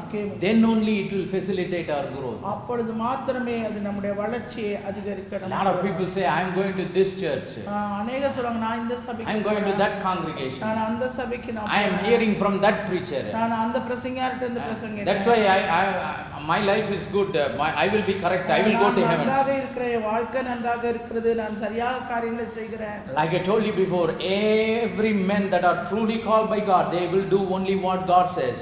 நான் இதற்கு முன்பாக சொன்னது போல ஆண்டவரால் அழைக்கப்பட்டு உபயோகப்படுத்துகிறவர்கள் எல்லாம் அவருடைய வார்த்தை மட்டுமே போதிக்கக்கூடியவர்களாக. But our desire, ஆனால் நம்முடைய வாஞ்சை for the milk of the word that comes from the source is very important. ஆதாரத்திலிருந்து வருகிற ஒரு கலப்படம் இல்லாத வார்த்தையாய், அந்த வார்த்தையின் மீது நாம் வாஞ்சை உள்ளவர்களாய் நாம் Like that of a newborn baby. அது புதிதாய் பிறந்த அந்த குழந்தையைப் போல. When God called Abraham, ஆண்டவர் ஆபிரகாமை அழைத்தபோது 75 years old, when he received the word of God. தேவனுடைய வார்த்தை அவன் வாக்குத்தத்தத்தை பெற்றபோது அவனுக்கு 75 வயது. But the time was rolling by. ஆனால் காலம் கடந்து கொண்டே போனது. The years were passing by. வருஷங்கள் கடந்து கொண்டே போனது. But one day the Lord called him and said, ஒரு நாள் ஆண்டவர் அவனை கூப்பிட்டு சொன்னார், I am the Almighty God. நான் சர்வவல்லமுள்ள தேவன். The Hebrew word is El Shaddai. அது எல் ஷடாய் என்ற எபிரேய வார்த்தை. I am the Almighty God that walk before me and be thou perfect. ஆண்டவர் சொன்னாரு, நான் சர்வவல்லமுள்ள தேவன், நீ எனக்கு முன்பாக நடந்து கொண்டு உத்தமனாயிரு. God gave him a word that looked to be impossible. ஆண்டவர் அவருக்கு கொடுத்த அந்த ஒரு வார்த்தை பார்வையில் அது சாத்தியப்படாத ஒன்றாய் அது காணப்பட்டது. But how it is going to become possible? ஆனா அது எப்படி சாத்தியப்பட்டது? God said, I am El Shaddai. ஆண்டவர் சொல்றார், நான் சர்வவல்லமுள்ள தேவன். Do you know the meaning, the root word from which Shaddai comes? அந்த சர்வவல்லமுள்ள தேவன் என்கிற எபிரேய வார்த்தை எல் ஷடாய், ஷடாய் என்கிற அந்த மூல Shad means breasted. ஷாட் என்று சொன்னால் மார்பகம், பிரஸ்டட்னா மார்பகம் என்ற அர்த்தம். God Almighty said, I am a breasted God. ஆண்டவர் சர்வவல்லமுள்ள தேவன், நான் மார்பகம் உள்ள தேவன் என்று சொல்லுகிறார். You draw the strength from me. என்னிடத்திலிருந்து நீ பலத்தை நீ பெற்றுக்கொள். Like a newborn baby draws its strength from its mother. எப்படி புதிதாய் பிறந்த குழந்தை தன்னுடைய தாயின் மார்பகத்திலிருந்து தன்னுடைய பலத்தை பெற்றுக்கொள்ளும். A newborn baby is weak and feeble, but a mother is strong to supply strength to the baby. அது பலவீனமானது, அது ரொம்ப சின்னதா இருக்குது, அது போய் தாயினிடத்துல அவளோட பாலை குடிக்கும் போது பலன் அடைகிறது. Same way, God is almighty, God is powerful. தேவன் நம்முடைய தேவன் சர்வவல்லமுள்ள தேவன், அவர்தான் நம்முடைய ஆதாரம். We may be weak and feeble, நாம ஒருவேளை பலவீனமா இருக்கலாம், but God says, I am almighty God. ஆண்டவர் சொல்றார், நான் சர்வவல்லமுள்ள தேவன். Come and draw strength from me. என்னிடத்திலிருந்து நீ பலத்தை பெற்றுக்கொள். Sincere milk of the word. அந்த களங்கமில்லாத அந்த வார்த்தை, It will make all the impossible to become possible. சாத்தியமில்லாத எல்லாவற்றையும் அது சாத்தியப்படுத்தும். It will make all the undergrowth to be properly growing in Christ unto the perfection of Christ. வளராமல் தடைப்பட்டிருக்கிற சகல காரியங்களும் சரியான முறையிலே ஆண்டவருடைய வார்த்தையின்படியாய் வளர்ச்சி அடையும். Desire of a newborn baby is very important. புதிதாய் பிறந்த குழந்தை போன்ற வாஞ்சை உடையவளாய் It's very important to desire on the sincere and unadulterated milk of the word. ஆண்டவருடைய கலங்கமில்லாத கலப்படமில்லாத அந்த வார்த்தையாகிய ஞானப்பாலின் மேல் நமக்கு ஆசை வாஞ்சை உண்டாக வேண்டும். With these few words I will close for now. இந்த சில வார்த்தைகளோடு நான் இப்பொழுது முடிக்க விரும்புகிறேன். I will continue this series in the next. இந்த தொடர் போதனை நான் தொடர்ந்து அடுத்த வாரம் பார்க்கலாம். Let us all stand. நாம் யாவரும் எழுந்து நிற்போம்.